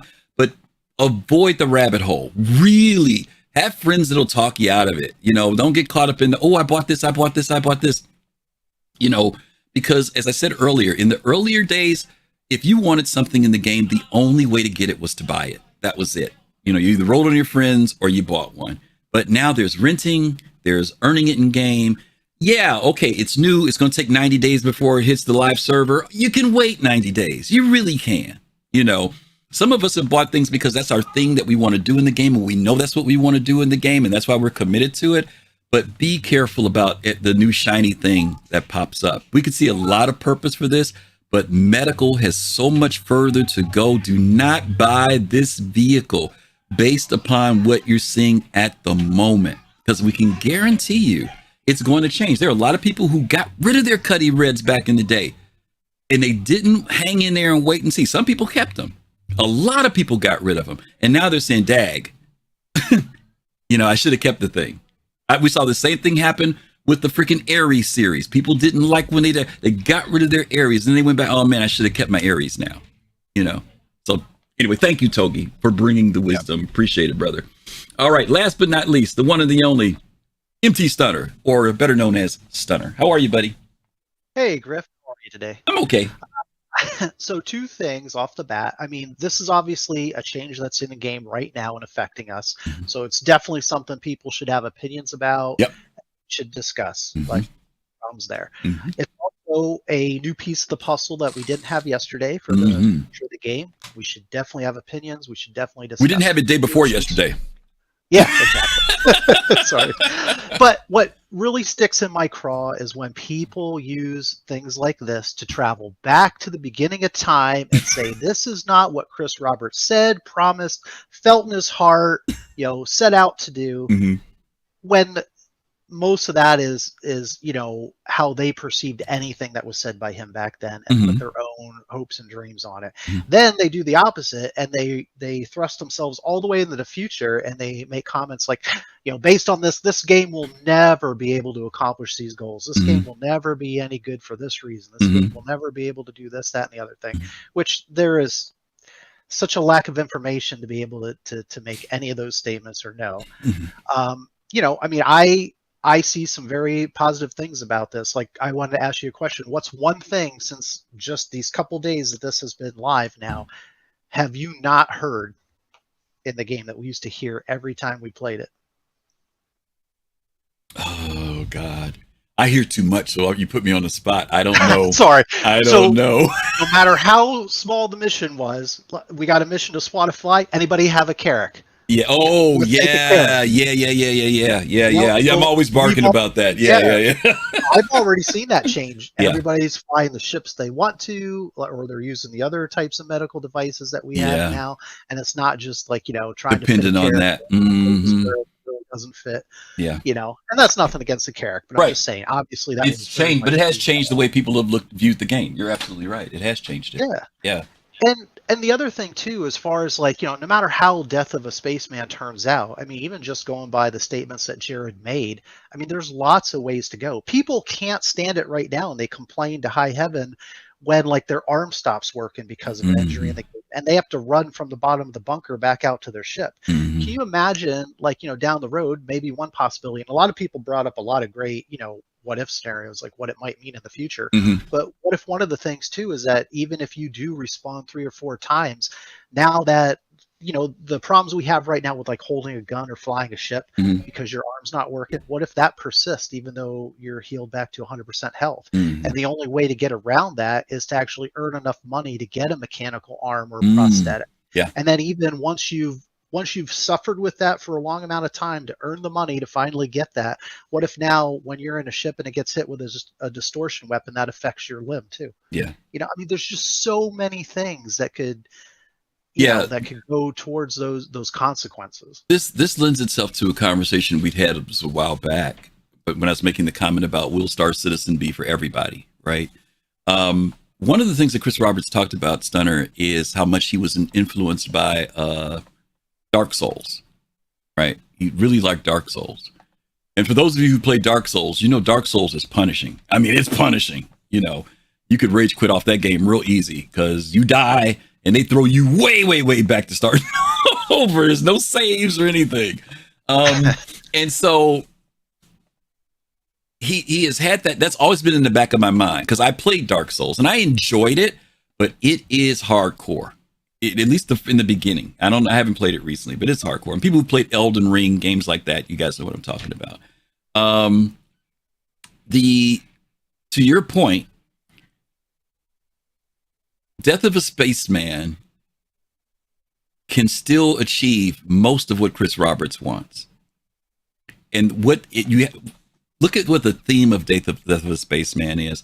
It is based around the value of life and risk versus reward. So I think everybody touched on it a little bit, from Kai to Admiral. Everybody touched on elements of what Death of a Spaceman is supposed to be. It's supposed to be that over time you start to build a character out, both in experience and experiences in the game, in some way or other. Remember, Stunner, CIG came up out of nowhere one day and started talking about having some type of skill levels. We still don't know what that's going to look like. Oh yeah, right. About that. The other day they talked about if you use a bed, there'll be some buff that you get. I mean, there's all these things that these little pieces, right, that are supposed to be about our life experience in the game.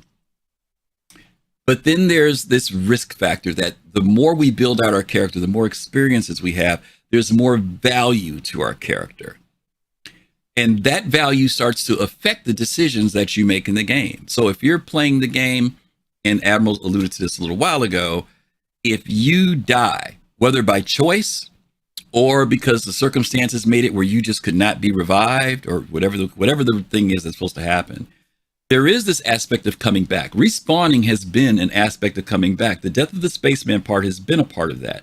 The part that was the hook was you can only do it for so long. And after a certain amount of times, which they've never defined, they've never said if it's twice, 6 times, 3 times, evidently there's going to be some variables involved, whether it's the degree of injury or the amount of times or the degradation of your DNA, whatever it is, at some point, that character ends. And at that point, there is a transferring to another new character. They've talked about being able to pass it on to, this is all just talking lore, but will be the equivalent of an extended family member. In other words, you're going to create a new character. And there are certain aspects of that you carry over. Maybe there's a certain amount of what you own and have that can be passed on. Maybe there's a certain level of experience. Whatever it is, there's going to be some hit. It's not going to be a 0, but it is going to be some type of hit that's supposed to take place in your character, okay? That's not far-fetched, but it is, to Kai's point, unique and different. And just like there are only certain type of people who can play Dark Souls, I still think there's only going to be certain type of people that can play Star Citizen, no matter how open-ended you make it, because people are so tied into end goal that the idea of reduction or loss can be painful. Now, you can structure that in such a way that recovering from it, you put some effort in, but you can get back into the frame. And that's on CIG to do. That's on them to develop that so that when I lose my thing and I feel the impact of that, I also see a light at the end of the tunnel that says, how can I get back into things? I'm not where I was before, but give me just a little bit of time and I can make myself back there. That's going to be on them to develop and create. And that will keep players. But if it's too punishing, if it's too hard, yeah, you may lose some people. But there are some people out there who like that stuff. They dig. Taking it to that level. You know, like you heard me when we go out and everybody wants to bring a character. I said, we don't need no character. Let's go.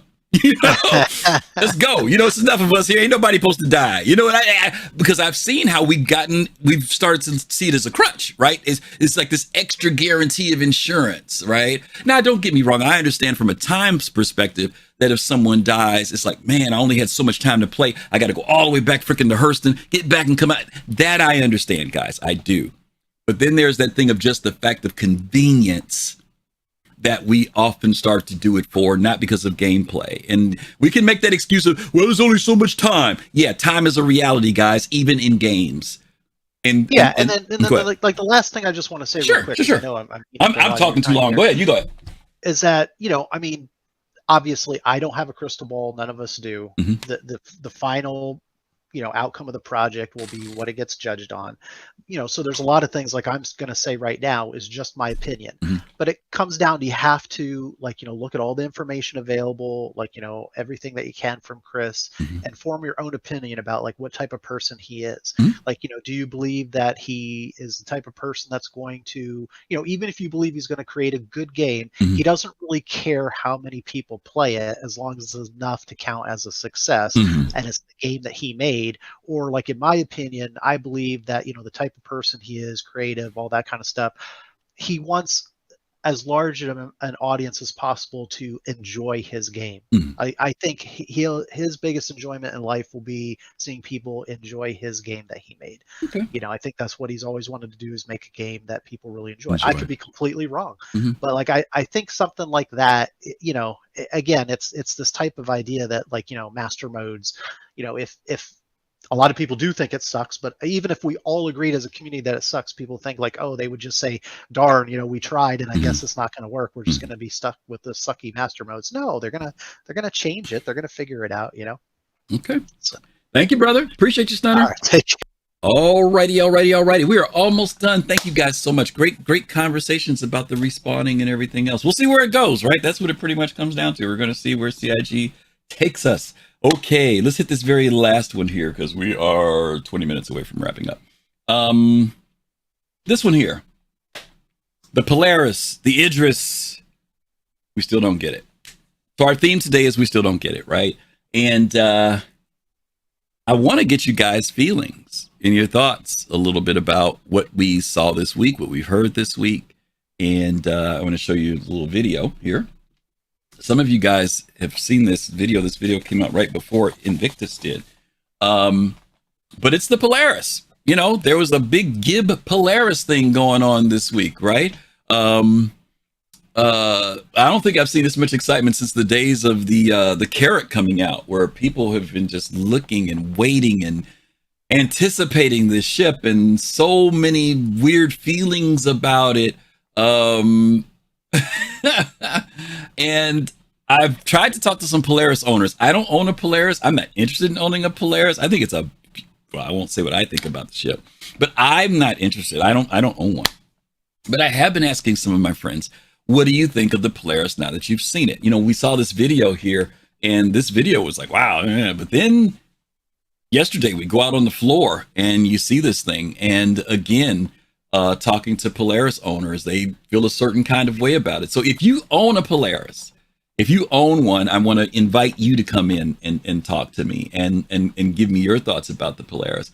If you don't own one, if you're thinking about one now that you've seen it, or if you're thinking about, hey, I don't want to own one, but I want to work on one, you know, I want to hear your thoughts about the Polaris and also the Idris. I don't have a video of the Idris, but y'all know the Idris is out there. We've talked about the Idris already. But I want to come back to this idea when I say, you know, we just don't get it. Yeah. And well, let me go ahead and say it now. I think that, you know, my point of this title today is to kind of remind us that there's still so much more in store for us. That when something comes out, it doesn't mean that this is the final step. This is, you know, or even close to the final step. I think there are some areas of the game development that they've done a lot with, like for example, mining. They've made mining pretty comprehensive. There's a lot to it, but even with that, they've said, and that's the furthest career out of all the ones we have. They've said that there's still more they want to do with mining. Then there are careers like salvaging, which are in their infancy, right? And we're starting to see them start to want to build out more with that.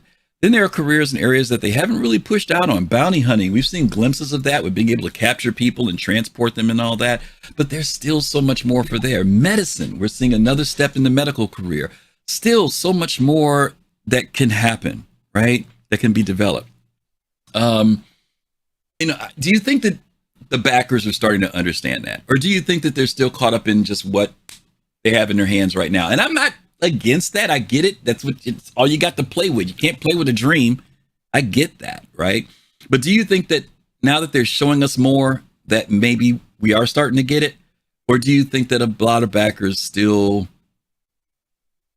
not cynical, but they just, you know, I don't even know what words I'm trying to say, but you guys, I think you guys know what I'm talking about. Do you think that the players are starting to understand this is kind of a long haul and that there will be progress and things are moving in the right direction? Or do you think that people are just kind of feeling like CIG's just spinning their wheels, you know, whatever the case may be? All right, let me bring in Pops in Space first. Pops, you there? Yes, I am. Okie dokie, okie dokie. What you got? Are you a Polaris owner, a Polaris rider, Polaris hater, liker? Which one is it for you? I'm a Polaris owner. Oh, you're an owner. Okay. All right. Owner. So what are your feelings now since you've seen this baby? What do you think? Well, let me ask you this. Before it came out, how were you feeling? And then after it came out, how were you feeling? Okay, I bought this. Wow, it was just a coolest. It was an ego ship when I bought it. Okay. You know, it was basically, it was just so cool looking, and I just needed it to just need it. And you know, hey, it was like a thing going in your man cave, kind of a thing. Okay. My Star Citizen man cave. Okay. But then I found out a little bit more. I found out what other people thought how the ship would be used, and some people pointed out that not only just see, sometimes we think it's just a torpedo boat. Okay.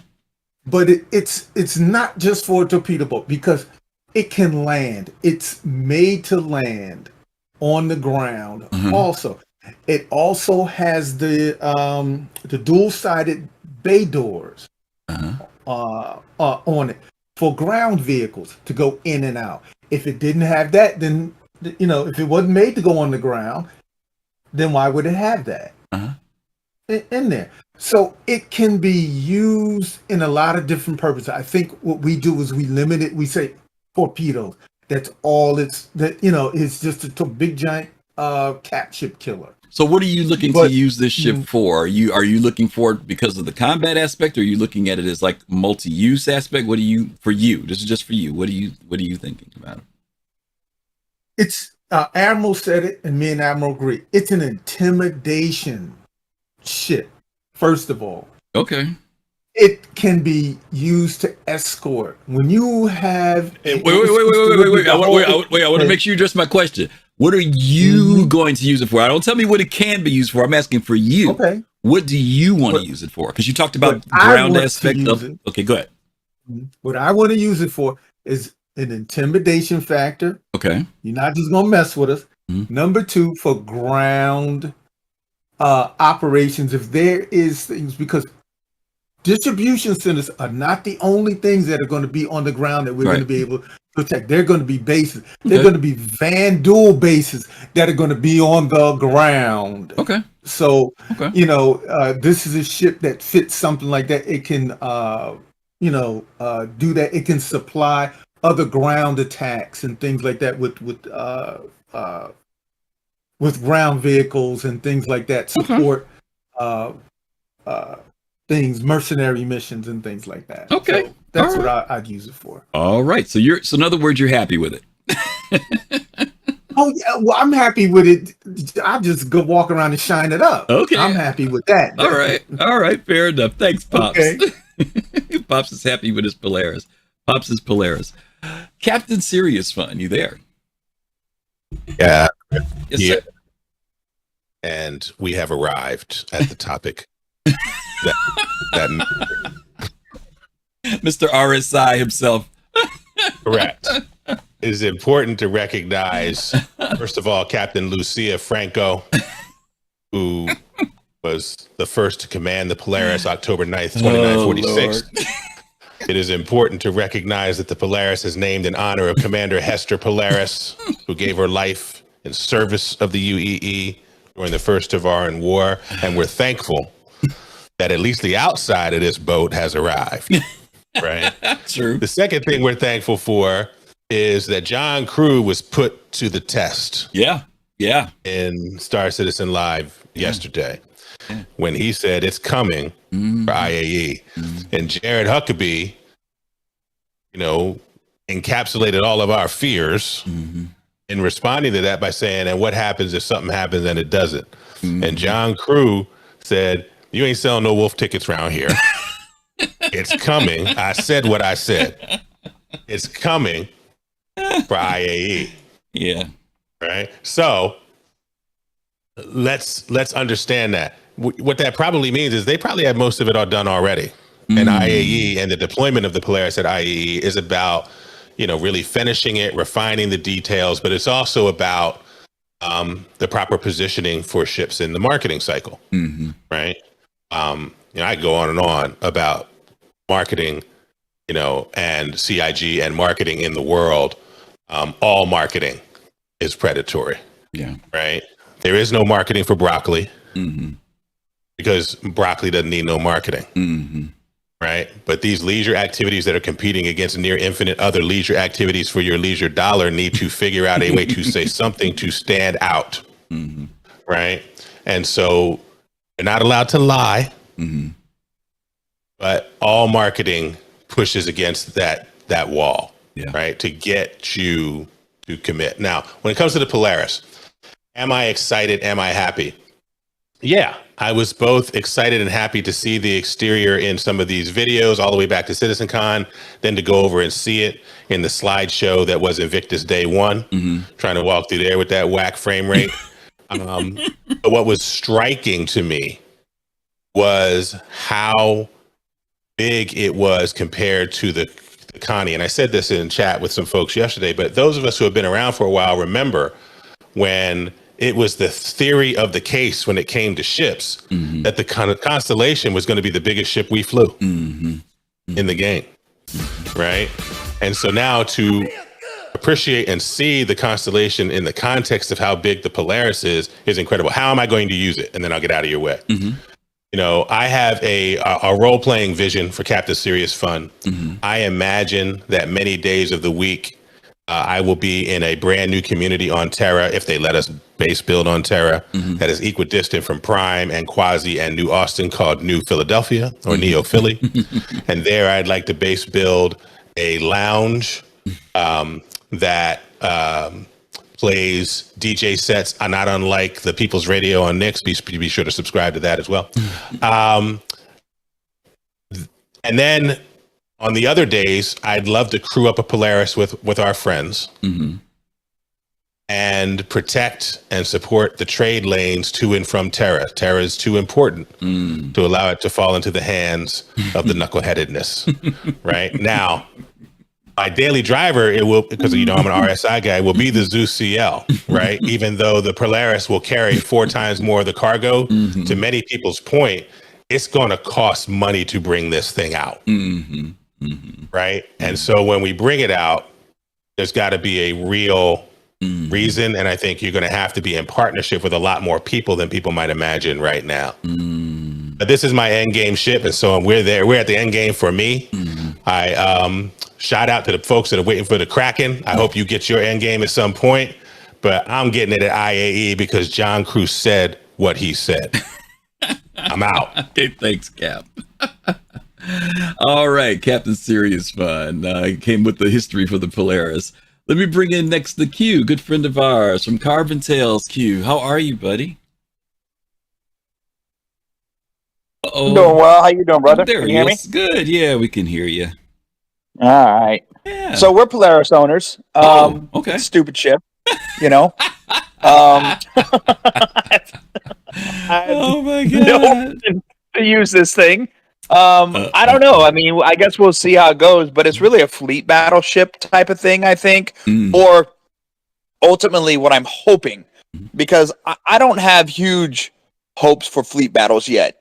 I still think we're a little ways away from that. But what I'm hoping for is as they introduce more raids, and I think the initial stuff's going to be like those the not bunkers, but the new underground facilities, right? I think that's where they're going to focus. But I'm hoping that they open up Vandal space, and we're going to need to have, you know, a massive amount of people to go fight Vandal, you know, as some sort of raid thing, you know, in that aspect. I think it could be a very useful ship. Yeah. The reason I say from a fleet battle situation, I mean, we've all been, a lot of people in this channel and have been playing a long time. And missiles / torpedoes have always been one of two things: way overpowered or useless.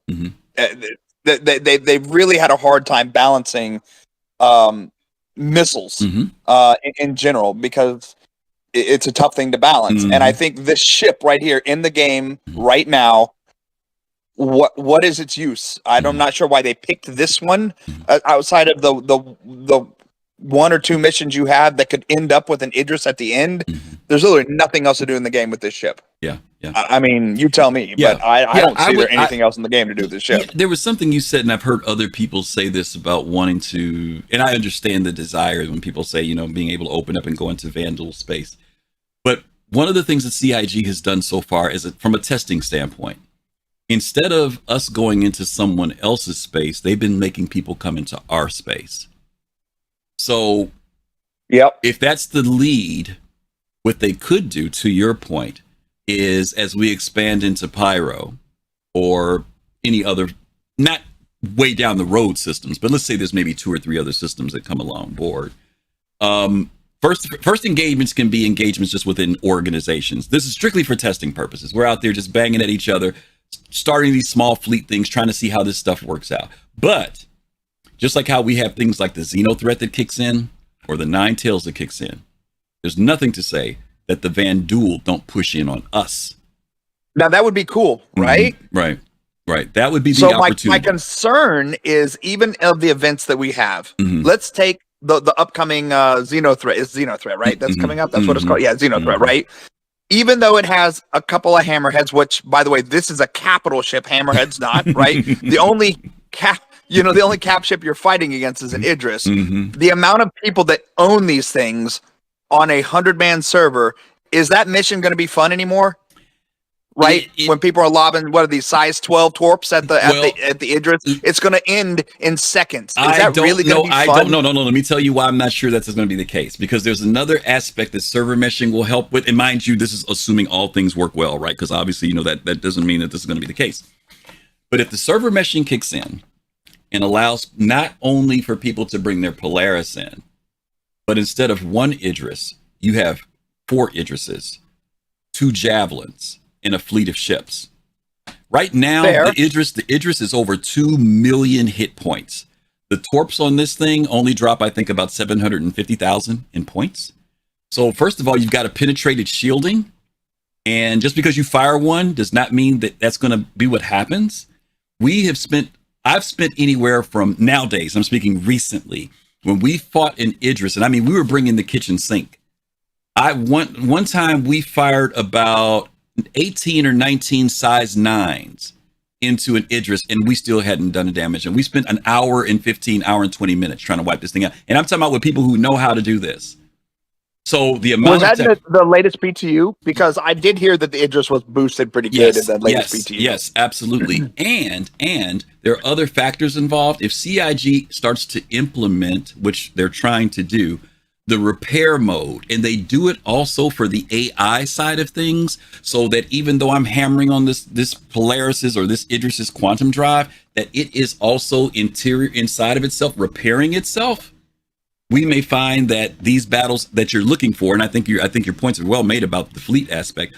I'm just saying I can see how this starts working toward building out exactly what you're talking about. That fleet battles now start to become something that we start testing, both from amongst ourselves as well as the AI that start coming in and having these attacks. When you start seeing the Ninetales show up and they've got not one Idris, but there's 2 Idrises, 2 Javelins, and a bunch of stuff. Now we've raised the scale for everybody, right?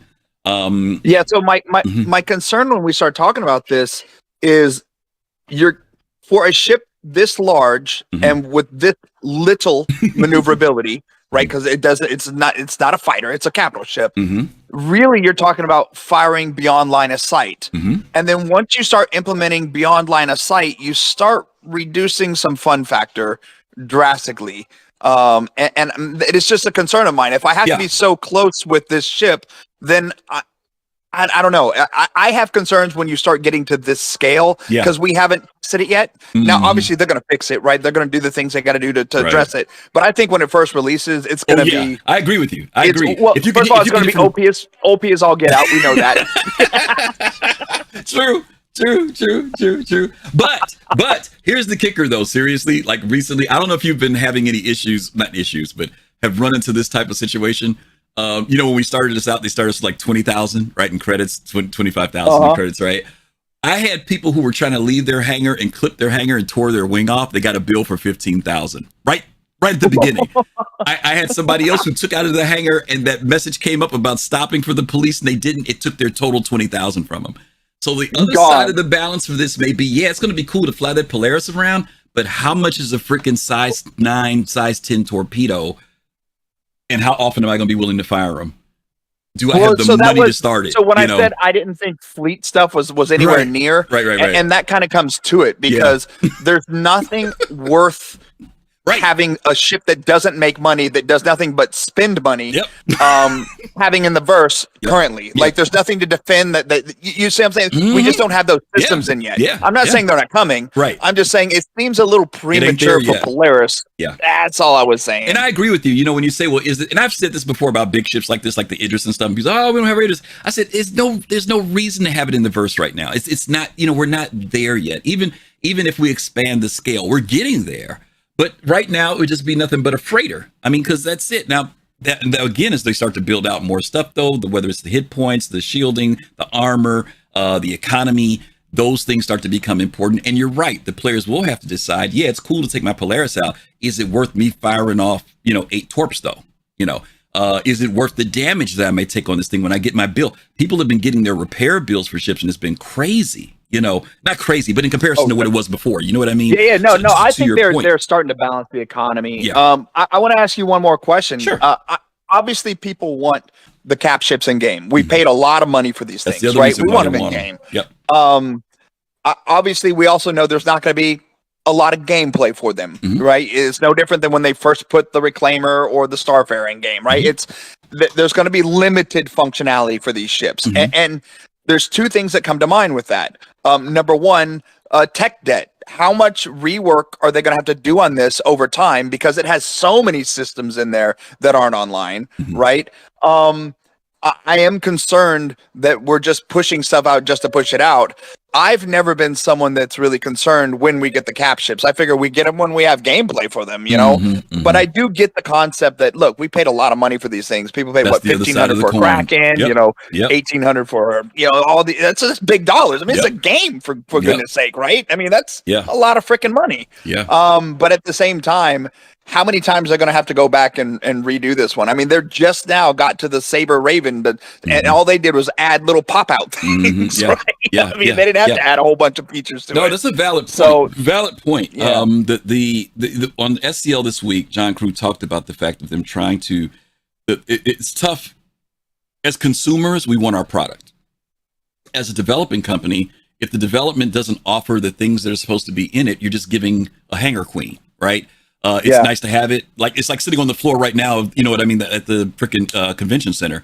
It's great to look at, but if the mechanics aren't there, if the things we need to do aren't there, then, you know, after a while, it just becomes a cargo ship, right? Or just to run around in. Well, I want to ask one more question, because I know I eat up a lot of your time. Okay. That's just how I am. I'm sorry. Last question. Do you think this will require multiple people to actually operate? Don't even get me on that subject. That's a whole nother show. Part of my topic tonight, I actually deleted it when I said we still don't get it. That was going to be part of the conversation today, is that people are still thinking these minimum amounts of people to operate ships. Now, mind you, I don't want people to feel overwhelmed and feel like, well, if I don't have X number of people, I can't do something. CIG has made it very clear. If you want to take your Idris out with 4 people, have at it, Hoss. Really, you know, you can do that, right? Will it be the most fulfilling game experience at that level? Maybe. But the reality is to your point, when you walk around this thing and you see the scale of this ship, I don't care if it says minimum. If it says minimum 6, you got to laugh at it. You know what I mean? So what? That's what it says on the website. This ain't no minimum 6 ship. You know, right? I mean, you've seen how big this thing is with the 3D viewer, right? I mean, this thing is absolutely not a joke. It's not. So I think, to your point, obviously people who play in groups, whether they're friends or orgs, they're going to be excited about this, because now they're going to feel like, hey, now we all have something to contribute, to get involved. Some people were asking me yesterday, Griff, you're not buying a Polaris? I said, no, but I'll gladly crew somebody's. I'm one of those people who has no problem. I don't feel like I have to pilot every ship I own. I want to interact and do stuff and help other players play. Because guess what? I don't want to pilot at all. What's the risk? What's the risk factor for this monster, right? What's the risk factor for this ship when it blows up? You know what I'm saying? I'm not trying to pocket that bill. That's what I'm saying, right? I don't want the responsibility. No. But I think you raise good points, Q. And these are considerations that the CIG and the community is going to have to whittle through as we continue pushing through it. But thanks, brother, as always. And tell the wife and the little one, absolutely, brother. Love you guys. Take care, buddy. We try to catch you when we can, and I try to jump in just to bullshit for a minute. Love you guys. Have a good one. You too, bro. Take care. All right, the Q. You guys, make sure you guys check out Q and Carbon Tales with their little baby on camera all the time. All right, last but not least, Admiral Kusanagi, and then we're going to wrap this up. We are 5 minutes over, but we're okay. I can take Admiral. Hey, Admiral. Hey, buddy. Hey, Griff. Yo. So can you hear me? Okay. Yeah, you're good. I have the Idris. You were talking about the Idris too. So I was going to jump in because you asked about both of those. Sure. You know, this thing is I look at my numbers here. Mm-hmm. This thing is 71% the size of an Idris. Wow. Which makes it pretty big. Mm-hmm. And I almost am flirting with it being upgraded to maybe a light frigate size, classified as a light frigate. Mm-hmm. But I'm a little concerned because this ship and like other ships like the Perseus don't have med bays. And I think that's a really limiting factor of these ships. Do you think that maybe they will put them on, because it is a pretty big ship? I mean, do you think that they'll maybe when we get the interior, they may end up putting one in, or no? You don't think? I think originally, it grew about 10 meters or so, so there might be a chance to put it in there, and then that would definitely probably classify as a light frigate. But right now, I mean, a Corvette's fine, I guess. But like what you guys already said was, you were talking about the use of the torpedoes. It's like they're very cost prohibitive, so I would I mean, it's kind of like what Pops was saying earlier when he and I were talking about this ship, was that it's nice to have like these big, like golden bullets, but those golden bullets will cost a lot of money. So if someone wants to start a fight with you, yeah, you're gonna see some heavy stuff coming at you pretty good, but the chance of using this thing is probably pretty low, unless you get people just want to pick a fight. I mean, yeah, it'll be good against like an Idris. But it all depends upon how well either the AI turrets or real turrets are actually operating, and targeting them as because if these things are coming at you, I don't care what other ship you are, this is your primary target is the torps coming at you, or even just the ship in general. Right. And it's also going to be easier to hit with, say, the railgun or the K-Pack laser. Main laser gun. I think is that size 10 or size 12? I forget what that is, but I don't know. For people who don't know, the K-Pack gives you a like a beam weapon, like on the Enterprise D would have. But this ship is, I mean, it's really cool. I mean, again, I'm looking at it, and when I thought about buying it, I was just like, I wish they had something with a little bit more cannons on it. And I kind of held off, and then I think like a year or two, it was like 2 years later, the Perseus, they kind of released the Perseus concept. I was like, that's what I want. So yeah, that's the way I look at it. But I mean, I have to go to the show and see it in person, so I know everybody's talking about it. So I might do that in a little bit after the show. Let me know. Let me know if you go, because I'll go over with you, because I only went the one day, and I was like Captain Sirius said, when I went, it was kind of a slideshow that day when I went. Because it's a massive ship. It kind of blows you away when you see it. It's like, wow, this thing is really, really, really, really big. Well, I remember the Idris, because they had the Idris parked there a couple of years back, and I was like, holy crap, this thing actually takes off the ground? Like, really? And that ship has has feet on it too, or landing gear. So it's kind of interesting that these really big ships can land. I doubt the larger capital ships have the ability to land. Right. I think most of the people in chat know my displeasure with calling a ship this size a capital ship. I won't go on to that. But I think it's a very cool ship. It's very cool that SIG has been able to get this out. I'm a little worried that it took them that they were talking like how many devs worked on it and how long it took. And I'm thinking, like, well, how long is it going to take to put the Bengal together? I'm glad you said that. Let me stop you there for a moment. I think that's an important point, because they talked about the fact that they had to put so many people on it, but they also said they were able to offset that, right? Because they've had the increase of staff. They've moved people over from Squadron 42. So I think what they did show was the emphasis of getting, and they mentioned it in relation to capital ships in particular, right? And there aren't that many capital ships, quote unquote capital ships, left to be done. So the good news is it's not like we've got 10 capitals or 12 capital ships waiting around. But there was something else that they said that I thought was interesting. If you remember, Admiral, last year when they first talked about working on the Polaris, so many people in the community said, oh, they won't have that ready till 2025, at least 2 years. They actually did it in 1 year. And a lot of people have not mentioned that, because folks were so cynical when John Cruz sat down last year and talked about the fact that they were just starting to rework the Polaris. This is after Paul Jones and them left, and they said, we're going to start tackling this. People have forgotten that they did this in a year. And a lot of it is because they have, within the last year, moved the resources over. So I'm hoping that, again, when we talk about we still don't get it, when they've said that they're really putting their emphasis and their work on the persistent universe, I think we're seeing indicators that they are really, really trying to do that. I'm not saying everything's going to be right. All I'm saying is to Captain Sirius's point earlier, John Crew was very deliberate, once again, giving a date, which CIG has stayed away from. They said it will be ready to fly at IAE. Okay, so let's see. We're only 6 months away. But if they follow through and this ship's in good shape and we've got it, I think we're seeing a pattern that's starting to happen with CIG when it comes to the development of these ships that they've got. And let's go full circle where we were early in the show. Was my comment regarding the NURSA. where they had an existing vehicle, they had and then you had an existing med bay that looks very similar to the C8R. Mm-hmm. And they were able to just mix them up, and they were able to make this. I would love to know how fast they made that vehicle in. It could have been like a month. It could have been 2 weeks. Yeah. So, and then from this ship to Galaxy to the Perseus, you know, that's when it's like bang, bang, bang. Yep. But from my perspective, again, like they still have to the Bengal. If that's supposed to be a ship, we're able to be able to find someplace, because that's supposed to be a thing. There needs to be an interior for that. There needs to be engineering made up for that. But you know what, Admiral? I'm expecting to see that and for then a while. It's sister ships, which we saw on Squadron 42. Yeah, and that's all post Squadron 42 stuff, you know. But I think to your point, now that we see the Polaris, we can definitely look forward to the Perseus and the Galaxies, right? Because they said that once we knock the Polaris out, getting those other ones, we're just scaling down. And I think those are going to happen even faster than this did. But we'll see.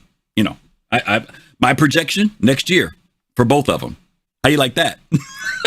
For 2025, I think I'm going to get the Galaxy and the Perseus personally.